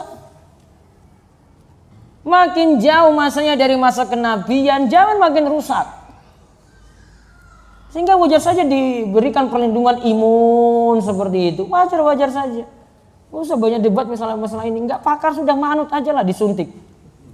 Ya, bukan pakar juga ya, nggak ngerti apa-apa. Sudah daripada debat, sudah dokter sudah pengalaman. Suntik aja. Terus apa berikutnya lagi? 9. Meninggalkan dusta dan terus menjaga kejujuran akan membawa ketenangan, sedangkan dusta selalu membawa pada keraguan-raguan. Kalau kita itu jujur selalu membawa ketenangan. Kalau dusta akan membawa keraguan-raguan. Dusta seperti itu. Jadi maksudnya seperti itu. Selalu gelisah terus. Kalau iman seseorang masih baik. Nah sekarang lihat kaidah fikih dari hadis ini. Yakin tidak bisa dikalahkan dengan keraguan. Lihat ya, dengar ya. Kaidah fikihnya adalah yakin tidak bisa dikalahkan dengan keraguan. Kalau sudah ada yang yakin, pegang yang yakin, jangan ambil yang masih ragu. Terus lihat di bawahnya. Dalam Sahih Bukhari Muslim disebutkan hadis dari Abdullah bin Zaid radhiyallahu anhu bahwasanya ia pernah mengadukan pada Nabi Shallallahu alaihi wasallam mengenai seseorang yang biasa merasakan sesuatu dalam sholatnya. Nabi Shallallahu alaihi wasallam pun bersabda, janganlah berpaling hingga ia mendengar suara atau mendapati bau. La yansarif hatta yasma'a sautan au yajidarihan. Janganlah berpaling sampai mendengar suara dulu. Suara apa? Kentut. Atau mencium bau. Berarti kalau masih ragu-ragu, ini keluar enggak? Berarti masih ragu-ragu. Kalau ada yang bunyi atau ada sesuatu yang tercium, nah itu baru yakin. Ya kan? Berarti apa di sini kesimpulannya? Yang yakin, yang dipegang, ragu-ragu tadi masih gelisah nih. Ini keluar enggak? Lanjut aja. Atau misalnya sudah selesai nih sholatnya, tadi itu keluar enggak tadi dalam sholat ya? Lanjut aja, enggak usah pedulikan itu. Itu namanya ragu-ragu. Antum perhatikan yang tadi, yang sudah selesai tadi, diperhatikan terus enggak akan tenang itu. Gelisah terus, waduh ini kayaknya saya nggak yakin. Dia ulangi sholatnya lagi, laksanakan sholat kayak gitu juga. Waduh ini keluar nggak? Selesai sama lagi, waduh ini kayaknya tadi keluar deh. Coba diambil lagi yang ragu-ragu, ulangi sholat lagi coba. Berkali-kali itu ulangi sholat. Namun kalau sudah yakin, sudah tadi itu nggak keluar, bismillah. Lanjut ya, sudah. Saya nggak pedulikan mau yang di belakang ngomong gimana, saya nggak rasakan apa-apa kok. Hatta yasma'u sautan aw yajidarihan. Sampai dengar suara atau mencium sesuatu. Sudah. Coba lihat apa kata Imam Nawawi. Imam Nawawi rahimahullah berkata mengenai hadis di atas. Makna hadis tersebut adalah ia boleh berpaling sampai ia menemukan adanya suara atau mencium bau, dan tidak mesti ia mendapati kedua-duanya sekaligus, sebagaimana hal ini disepakati oleh para ulama kaum muslimin ijma. Hadis ini menjadikan landasan suatu kaidah dalam Islam dan menjadi kaidah fikih. yaitu sesuatu tetap seperti aslinya sampai datang suatu yang yakin menyelisihinya. Jika ada ragu-ragu yang datang tiba-tiba, maka tidak membahayakan. Al-aslu baqa'u makana ala makan. Apa maksudnya? Sesuatu itu hukum asalnya tetap seperti kondisi asal. Ini saya dalam sholat, berarti saya dalam keadaan apa berarti? Berwudu. Berarti kondisi awal pertama saya adalah dalam keadaan berwudu. Mau katakan wudu saya batal, ada sesuatu bukti dulu yang menyatakan wudu saya itu batal. Maka tetap al-aslu baqa'u makana ala makan. Tetapkan sesuatu seperti asalnya. Asalnya gimana? Contoh misalnya, baru bangun tidur. Sudah wudu apa belum? Apa hukum asalnya di sini? Saya baru bangun tidur nih, baru bangun tidur subuh. Tadi saya kamar mandi, sudah wudu apa belum ya? Asalnya apa dulu kalau gitu? Belum wudu. Karena baru bangun, tidurnya sudah ulangi. Kecuali kalau tadi dia sudah yakin, oh saya tadi sudah wudu loh. Keluar dari kamar mandi, wah tadi sudah wudu apa belum ya? Kok masih tanya-tanya, ada bisikan, tadi itu kayaknya itu saya cuma buang air saja, saya belum wudu. Oh ini datang ragu-ragu ini. Ragu-ragu ditinggalkan, ambil yang yakin. Tadi saya sudah yakin kok saya wudu. Ini buktinya, ini basah ini kok. Ambil yang yakin, tinggalkan yang ragu-ragu. Kembalikan sesuatu sebagaimana asalnya dulu. Makanan nih, makanan. Tadi yang kita bahas. Apa hukum asalnya tadi? Halal. Sudah, halal ini. Mau nyatakan tuh haram bagaimana? Ada sesuatu yang masuk di situ dulu, kita dapat bukti kalau makanan itu masalah. Gitu.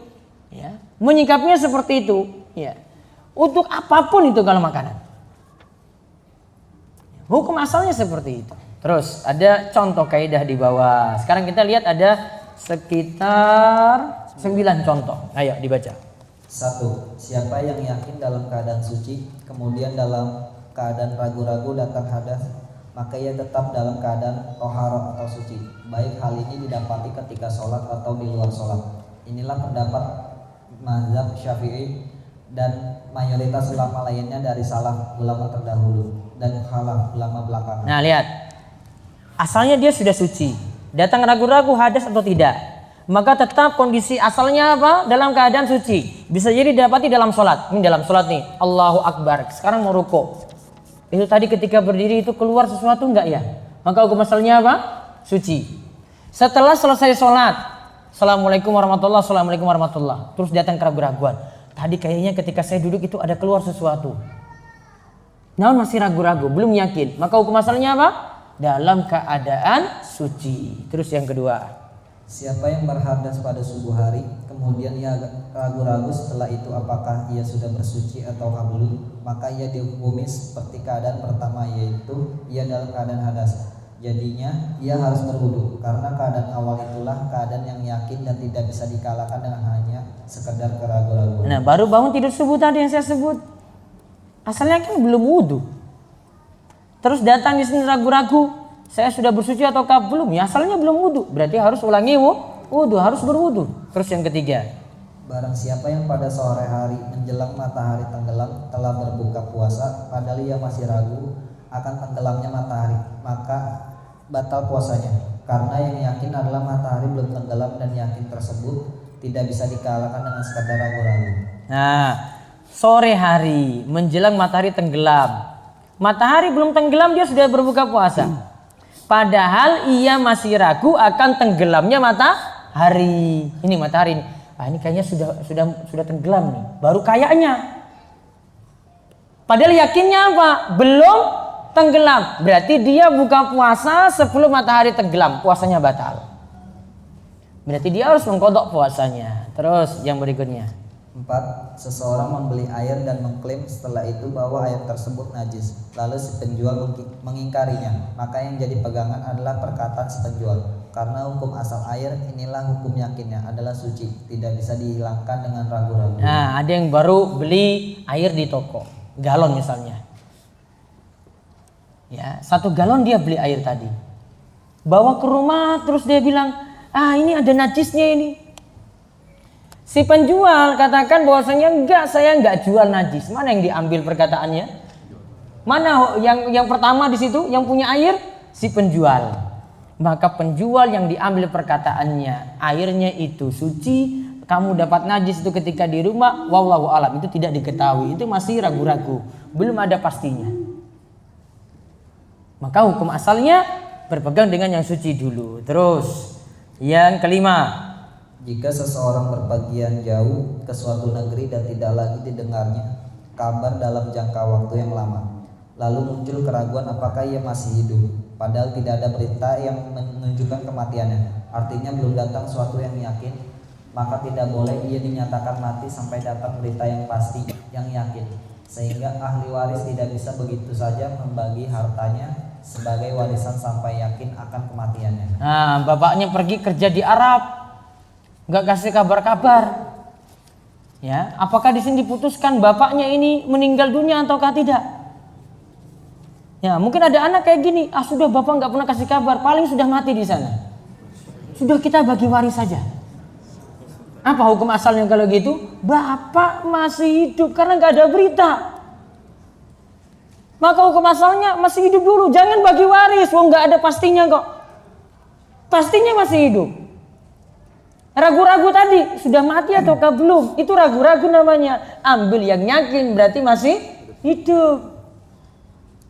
Ini kalau anak yang nakal nih kayak begini nanti jadinya. Bapak sudah mati itu sudah ini, sudahlah bagi aja waris gitu. Ya, kalau anaknya soleh itu ya kayak tadi sudah tahu, enggak yakin yang dipegang. Tinggalkan yang ragu, yakin masih hidup. Enggak ada berita kok. Terus yang keenam, jika seseorang yakin di pakaiannya terdapat najis, maka tidak diketahui manakah tempatnya, maka dalam rangka kehati-hatian ia menggosok seluruh bagian dari pakaiannya, karena keraguan tidak bisa menghilangkan yang yakin. Nah, yakinnya pokoknya pakaiannya najis. Pakaiannya ini persisnya di mana? Wallahu alam tidak diketahui. Maka yakinnya pokoknya pakaian ini ada najisnya. Tempatnya persisnya di mana? Ini kan ragu-ragu ini. Berarti yang yakinnya pokoknya pakaian ini najis. Maka ditinggalkan pakaian tadi, dibersihkan, kemudian ya bisa ganti dengan yang baru atau setelah pakaian ini dicuci atau dibersihkan. Terus yang ketujuh, tidak wajib bagi pembeli menanyakan kepada penjual mengenai barang dagangannya, apakah barang tersebut miliknya atau bukan, atau barang tersebut barang curian atau bukan. Ibnu Taimiyah rahimahullah berkata, hukum asal segala sesuatu di tangan seorang muslim adalah miliknya. Nah, terus inilah hukum asalnya dan inilah yang yakin. Yang yakin ini tidak bisa dikalahkan dengan sekadar keraguan. Nah, ini datang ke toko ini, gak usah tanya-tanya, Pak, ini saya mau yakin dulu Pak, ini barang curian bukan? Gak usah tanya, justru tanya malah masalah.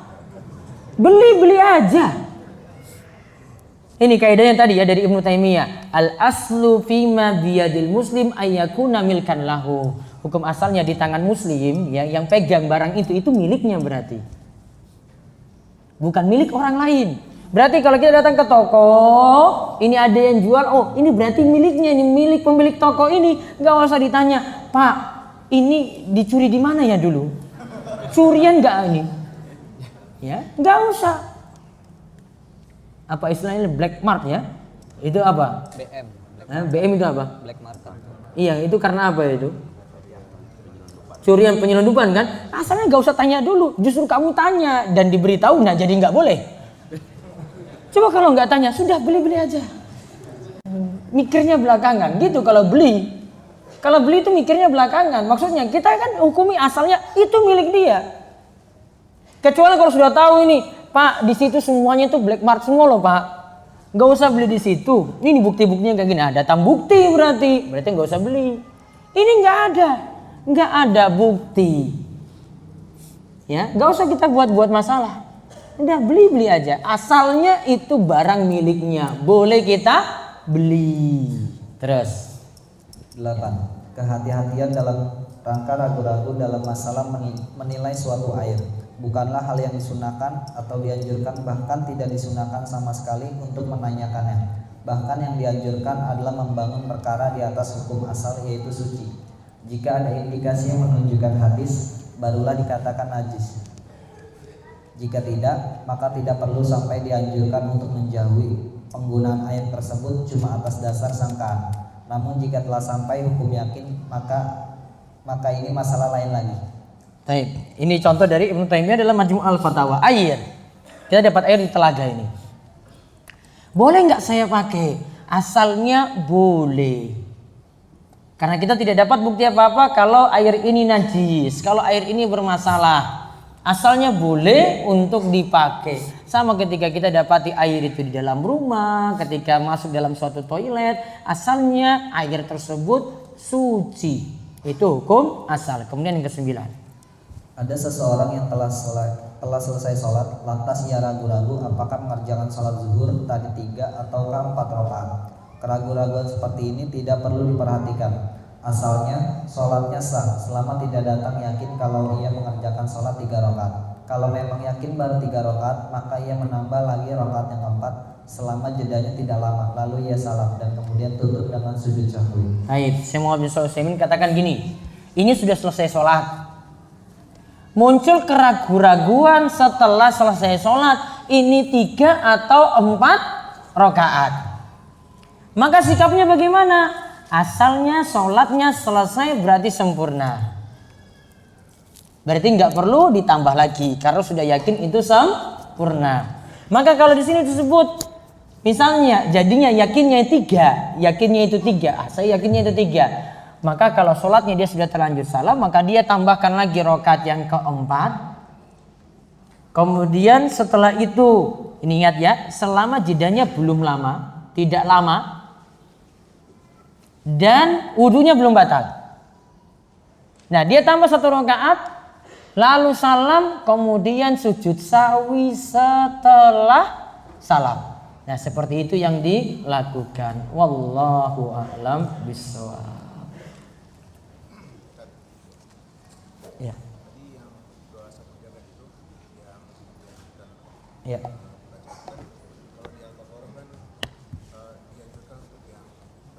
Berhaji. Dalilnya tadi perkataan Ikrimah dan Atha di hari tasyrik baca doa tadi. Berarti Ikrimah dan Atha menganggapnya umum. Tidak dihususkan pada yang berhaji saja. Saya bekerja di supermarket bagian buah-buahan. Seringkali saya dan teman kerja saat memproses buah potong untuk dijual sesekali dicicipi dulu. Apakah termasuk memasukkan harta haram ke dalam perut? Minta izin dulu. Barang orang itu boleh dipakai kalau dengan ridhonya. Kalau belum ridho, belum. Jadi ada bos di situ, atasan di situ minta izin. Pak, ini kan mubazir sekali. Kalau ini dibuang-buang kayak gitu, boleh nggak? Sini kami nikmati, ini sisa-sisanya. Kalau dikatakan boleh, silakan. Ya, kalau dikatakan boleh, silakan. Terus aplikasi GoPut, GoPay apa GoPut ini? Ini PUT kok ini. Coba saya lanjut ya. GoPay malingnya, salah tulis. Ada ulama yang berpendapat boleh, ada yang haram. Maaf, saya masih kurang paham. Tolong dijelaskan Ustadz. GoPay itu untuk apa? Pembayaran, deposit berarti, ya kan? Deposit. Ada diskon nggak? Kalau kita pakai GoPay dapat diskon, nggak pakai GoPay nggak dapat diskon. Tahu deposit itu artinya apa? Deposit, nitip atau kita pinjamkan. Kalau nitip itu nggak boleh dipakai oleh yang kita titipkan. Berarti kita apa? Pinjamkan. Apa kaidah dalam pinjam meminjam? Kullu qardin jarra manfa'a fahuwa riba. Setiap utang piutang yang di situ ada manfaat atau keuntungan maka di situ masuk riba. Berarti kalau pas lagi ada diskon tidak dimanfaatkan diskonnya. Namun kalau bayar normal silahkan dimanfaatkan. Wallahu a'lam. Nabung di bank konvensional mendapatkan bunga boleh disedekahkan bunganya tadi? Tidak disedekahkan, ya kan? Tadi di poin 3 tadi ya. Berarti apa? Dicuci, disalurkan ke fasilitas sosial. Kalau para ulama simpulkan, jawaban ringkasnya pokoknya disalurkan selain masjid. Fakir miskin boleh nggak? Apalagi dia terlilit utang? Boleh. Yang penting tidak untuk masjid. Saya jelaskan ini ada di website saya di rumeso.com, ada juga di buku Taubat dari Utang Riba dan Solusinya. Bagaimana dengan harta dari ditunda dulu ya. Berat. Jika harta yang saya dapatkan dari pekerjaan sebagai driver ojek online, apakah harta yang saya dapat termasuk dari hasil yang haram? Asalnya dilihat pekerjaannya dulu. Tidak saya bisa sebutkan secara global atau enggak bisa. Lihat pekerjaan rincinya. Hukum bekerja membuat sistem pembayaran untuk pembelian barang, namun di dalamnya ada pilihan pembayaran secara riba. Kalau bisa di delete untuk pembayaran secara ribanya bagus, namun kalau kamu sediakan berarti mendukung dalam riba. Saya mendapat tawaran pekerjaan di salah satu maskapai Indonesia di bidang kreatif atau grup head kreatif. Namun yang saya tahu maskapai tersebut menjual produk alkohol dan juga ada kemungkinan saya membuat konten ucapan hari raya untuk non muslim. Apa yang harus saya lakukan? Kalau yang ada pekerjaan yang haram tidak didukung. Berarti harus diseleksi. Di sini suruh buat konten misalnya, situ ditampilkan minuman, dilayani di maskapai tersebut minuman keras gini. Kalau ada kayak konten kayak gitu nggak dilayani. Ada di situ ucapan perayaan non muslim tidak dilayani juga. Nah seperti itu. Jadi dia kalau bisa seleksi lebih bagus. Namun kalau nggak bisa, mudah-mudahan dapat pekerjaan yang lain yang lebih bagus. Boleh nggak makanan orang yang ikut selamatan kematian itu dimakan? Halal nggak? Kembali ke hukum asal tadi. Apa hukum asalnya? Halal. Ada nggak di situ masalah? Kita kan nggak pentingkan acaranya. Iya kan? Kan makanannya ini. Apa hukum asalnya tadi? Halal. Ya sudah, selama tidak diomongkan apa-apa, makan aja. Kecuali kamu diomongkan kamu ini nggak mau datang, namun dikasih makanan kok mau gitu, ya sudah nggak usah makan. Apakah alkohol jadi halal jika kandungannya atau tidak memabukkan? Seperti alkohol yang digunakan untuk makanan yang dibakar. Makanan yang dibakar pakai apa ibu-ibu? Hah? Di sini katanya alkohol ini. Pakai apa? Ibu-ibu yang biasanya masak. Bikin kek. Rum. Rum itu khamar enggak? Nanti di-share di Google ya. Cari itu rum itu masuk golongan apa? Nanti masuk dalam kelas khamar. Ya, kalau itu masuk dalam kelas khamar, haram berarti. Terus kalau itu dibakar, rumnya ditaruh di awal, dibakar. Kan air titik didihnya dengan rum alkohol, titik didih alkohol lebih rendah sehingga alkohol jadi terbakar dulu habis. Gitu kan? Nah, itu kalau mau akal-akalan gitu. Saya kasih tahu kuncinya. Alkoholnya hilang dulu, kan nggak apa-apa Ustadz.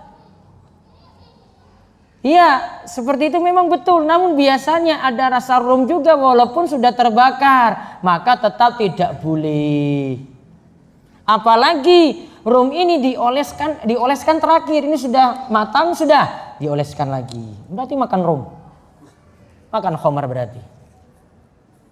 Tadi kan dibilang vaksin itu mubah, tapi gimana kalau hati ini masih ragu jika kita melakukan vaksinasi? Sementara kan di hadis suruh tinggalkan yang meragukan. Pemerintah tetapkan, MUI tetapkan, harusnya nggak ragu-ragu lagi. Wis, punya, beres. Silakan saya berulang kali nanti akan siaran live di Facebook. Saya kemarin siaran hari Kamis ya. Saya pekan depan lagi di awal September saya ada siaran lagi itu, bisa ikuti. Atau lihat di Roja TV beberapa hari yang lalu Ustadz Irwandi sudah bahas. Sama seperti pendapat tadi. Ustadz Irwandi itu anaknya semuanya sekolah di Saudi ketika beliau kuliah di sana. Semua punya riwayat vaksinasi lengkap. Ya. Semua punya riwayat vaksinasi lengkap. Tanya ke beliau sendiri, anaknya divaksinasi enggak? Ini jawabannya kayak gitu. Itu dokter loh, saya enggak dokter di sini. Saat ini suami saya bekerja di perusahaan yang membantu periklanan sebuah perusahaan bank dan rokok. Apakah harta suami saya haram? Kalau iya berarti saya dan anak saya juga menerima harta haram. Bagaimana caranya mengajak suami saya kembali ke jalan yang benar? Jika saya bantu suami dengan doa, apakah doa yang saya dikabulkan karena saya menerima harta haram dari suami? Ibu ngajak suami baik-baik, coba suruh ngikut pengajian. Mudah-mudahan dari situ dapat hidayah demi hidayah. Rokok haram apa syubhat? Kan ada haram ada makruh. Pilih apa Pak? Hah? Jenengan bukan perokok sih. Kalau perokok pasti makro.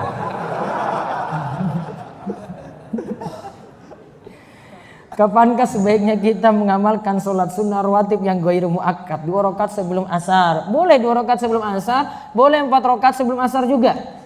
Boleh milih 2, boleh milih 4. Sekali-sekali boleh dilakukan, terus-menerus juga boleh dilakukan. Namun tidak masuk 12 rakaat yang dijanjikan akan dibangunkan rumah di surga.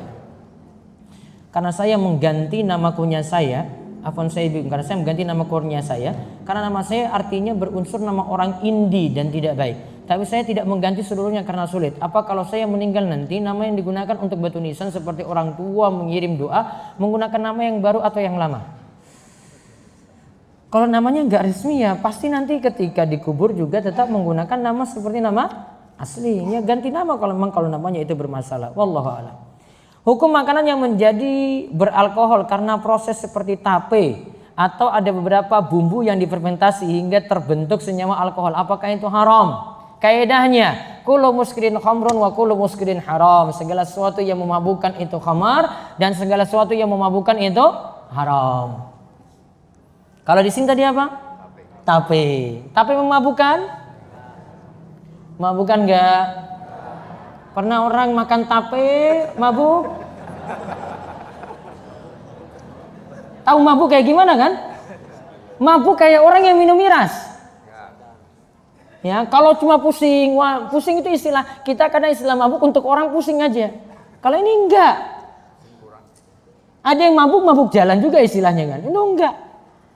Mabuknya seperti mabuk karena minum miras. Kalau tape seperti itu berarti haram. Kalau enggak ya enggak. Pada saat jamaah haji wukuf di Arafah merupakan waktu mustajab untuk berdoa. Ini berlaku untuk orang yang berhaji atau juga kita yang tidak berhaji. Kita di sini Arafahnya Selasa kemarin, berarti mustajabnya doa hari Selasa. Jamaah haji wukufnya hari Senin di sana, berarti waktu mustajabnya doa hari Senin. Sudah. Bagaimana jika kita makan masakan di rumah makan atau di rumah orang non muslim atau misalkan sedang ke luar negeri atau ke negara non muslim, bagaimana hukum makanan di sana? Apakah masih mubah atau harus ditanyakan detailnya? Gini, dirinci. Makannya itu di mana? Karena ini dia tanya tempat ya. Kalau kita makan di tengah-tengah kaum muslimin, warung-warung muslim juga, asalnya tidak usah tanya. Namun kalau makannya di daerah non muslim itu perlu waspada. Ya, itu perlu waspada. Kalau di tempat kita, misalnya, jangan datang di tempat yang di situ non muslim semuanya dan warung-warungnya non muslim yang buka. Bahkan di warung itu di sampingnya ini daging sapi, ini daging babi. Maka waroknya ditinggalkan semuanya. Waroknya di situ. Namun kalau makan di luar negeri dirinci lagi. Luar negerinya itu ahli kitab atau bukan? Kalau itu muslim ahli kitab, makannya bebas berarti. Ya, nggak usah tanya detail dulu. Namun kalau itu bukan muslim, bukan ahli kitab, seperti di mana berarti? Cina, apalagi? India? Iya kan? Ya bukan muslim, bukan ahli kitab kan? Ya, maka hindari yang daging-daging. Ya, hindari yang daging-daging. Jadi seperti itu. Bagaimana dengan harta warisan yang tidak dibagi dengan rata atau sesuai dengan syariat hukum waris yang ada hak saudaranya di situ? Apakah termasuk harta halal atau haram? Gini, saya mau katakan ini bermasalah kalau keluar dari hukum, iya. Jadi misalnya laki-laki dapat 2 kali daripada perempuan, nah itu ketentuannya. Tinggal kita, kalau kita diperlakukan tidak adil di sini, saya laki-laki kok dibagi rata sama dengan perempuan, berarti kan kita tidak dibuat adil. Kita ridho enggak? Kalau ridha tidak mempermasalahkan hal itu dan takut itu konflik lebih jauh lagi, maka itu lebih afdol. Karena harta selalu ujung-ujungnya masalah besar. Maka saya sarankan ridhoi saja itu dan tidak terlalu mempermasalahkan hal tadi. Wallahu a'lam. Suami saya telah bekerja di bank 2 tahun dan sekarang sudah resign. Bagaimana hukum dari harta yang telah dinafkahkan selama 2 tahun itu? Apakah termasuk harta atau nafkah halal bagi anak dan istrinya? Saya agak berat ini jawabnya ini. Bisa baca di buku saya saja ya. Saya agak jawabnya berat ya. Gak usah saya jawab, nanti kapan-kapan aja lah. Lalu bagaimana pencucian harta dari pekerjaan, misal bekerja di restoran sebagai koki yang masak makanan halal tapi restoran menyediakan bir? Doakan saya mendapat pekerjaan 100% halal. Kalau antum cuma masak yang halal saja, tidak layani yang haram, maka nggak sampai masalah besar. Namun nantinya jadi mendukung di situ. Maka kalau ada pekerjaan yang lain yang lebih baik, mendingan pindah. Apakah perjalanan untuk bisnis atau mencari nafkah termasuk safar? Iya.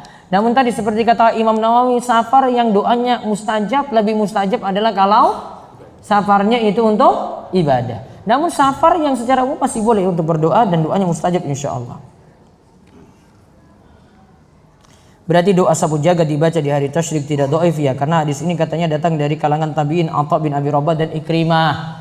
Diamalkan saja kalau itu ditambahkan oleh tabi'in lebih dekat ke zaman Nabi SAW daripada kita-kita yang jauh ini. Dan Ikrimah dan Atha muridnya para sahabat. Apakah kita dibolehkan mengambil hak kita karena kita telah dizolimi? Dan bolehkah kita mengambil hak kita yang biasa kita dapati dari ibu mertua semasa masih hidup, yang sudah ada pelarangan dari anak kandung atau ipar, walau anak kandung tersebut bukan yang memiliki harta tersebut?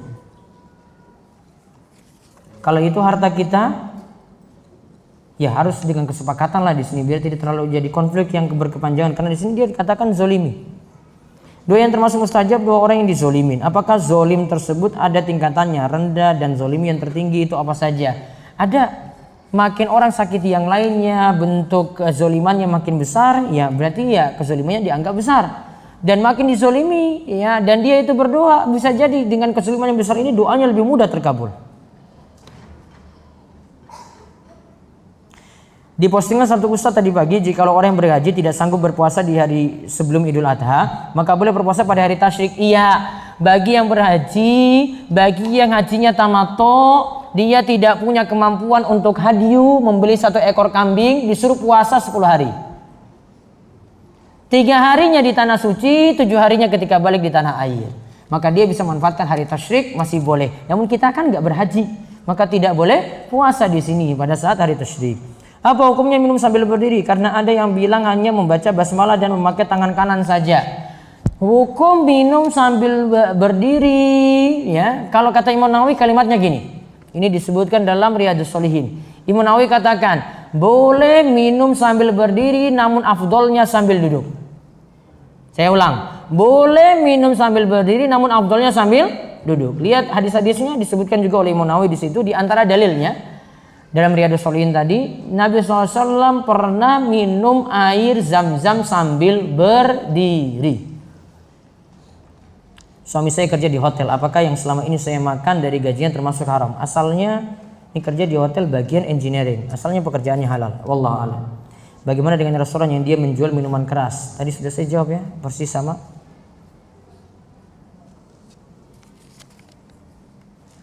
Apa yang harus saya lakukan sekarang bila dulu sebelum hijrah saya pernah menemukan cincin emas yang akhirnya saya jual? Apa saya bisa disedekahkan seharga emas sekarang atau seharga yang saya jual dulu?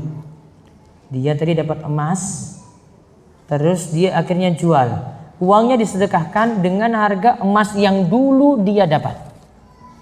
Bolehkah umarok dan ulama bersama-sama menjalankan pemerintahan? Enggak, saya jawab. Hukum asal makanan adalah halal atau mubah. Bagaimana dengan makanan di tempat makan mewah seperti di hotel yang harganya terbilang mahal? Apakah hukumnya masih mubah untuk kita makan? Masih mubah untuk kita makan. Yang penting punya duit, nggak beli di situ. Saya tanya halal atau haramnya ini. Mampu nggak beli? Bagaimana hadis yang menjelaskan Buddha dari Abu Bakar pernah mentraktir dari tabungan penghasilan melacurnya di masa lalu. Lalu Abu Bakar radhiyallahu anhu mengorek makanan yang ada dalam mulutnya dan memuntahkan makanannya karena hal tersebut dari harta haram. Bagaimana hukum dari traktiran hasil harta haram? Wallahu alam, tadi sudah dijelaskan dalam 3 rincian seperti kata Syekh Sa'ad bin Nasir As-Sasri tadi. Apakah kita dibolehkan mengambil hak kita? Tadi sudah. Apa gira itu riba atau tidak? Wallahu alam. Ini dulu. Dulu anak bekerja di kantor swasta yang berkantor di kementerian di Jakarta. Anak sempat mengambil uang yang seharusnya uang tersebut uang perjalanan, tiket pesawat. Jadi salah satu travel yang dikembalikan karena salah satu pegawai seterusnya tersebut tidak jelas berangkatnya. Sekarang uang tersebut sudah terus dan sekarang tidak bekerja lagi. Bagaimana uang tersebut? Tadi kalau uangnya ini uang perjalanan, berarti uang bukan miliknya, maka harus dikembalikan. Kalau tidak bisa dikembalikan karena tidak tahu pemiliknya siapa, dicuci, dibersihkan dari harta kita. Ya, itu karena itu harta yang bermasalah, tidak boleh dimanfaatkan sama sekali. Ketika dicuci tadi atau dibersihkan, tidak disebut ya sebagai sedekah. Wallahu a'lam bishawab. Demikian yang kita bahas, dan insyaallah kita ketemu lagi nanti pada bulan berikutnya, masih menunggu info untuk kesediaan tempat insyaallah di akhir bulan, namun di hari Ahad untuk bulan September nanti akan diinfokan lagi bismillah. Demikian, mudah-mudahan bawa berkah dan bawa kebaikan bagi kita semuanya, dan Allah memberikan kita ilmu yang bermanfaat, menjauhkan kita dari yang haram, dan memberikan kita taufik untuk terus beramal soleh. Kita tutup dengan doa kafaratul majelis. Subhanakallahumma bihamdika asyhadu an la ilaha illa anta astaghfiruka wa atubu ilaik. Assalamualaikum warahmatullahi wabarakatuh.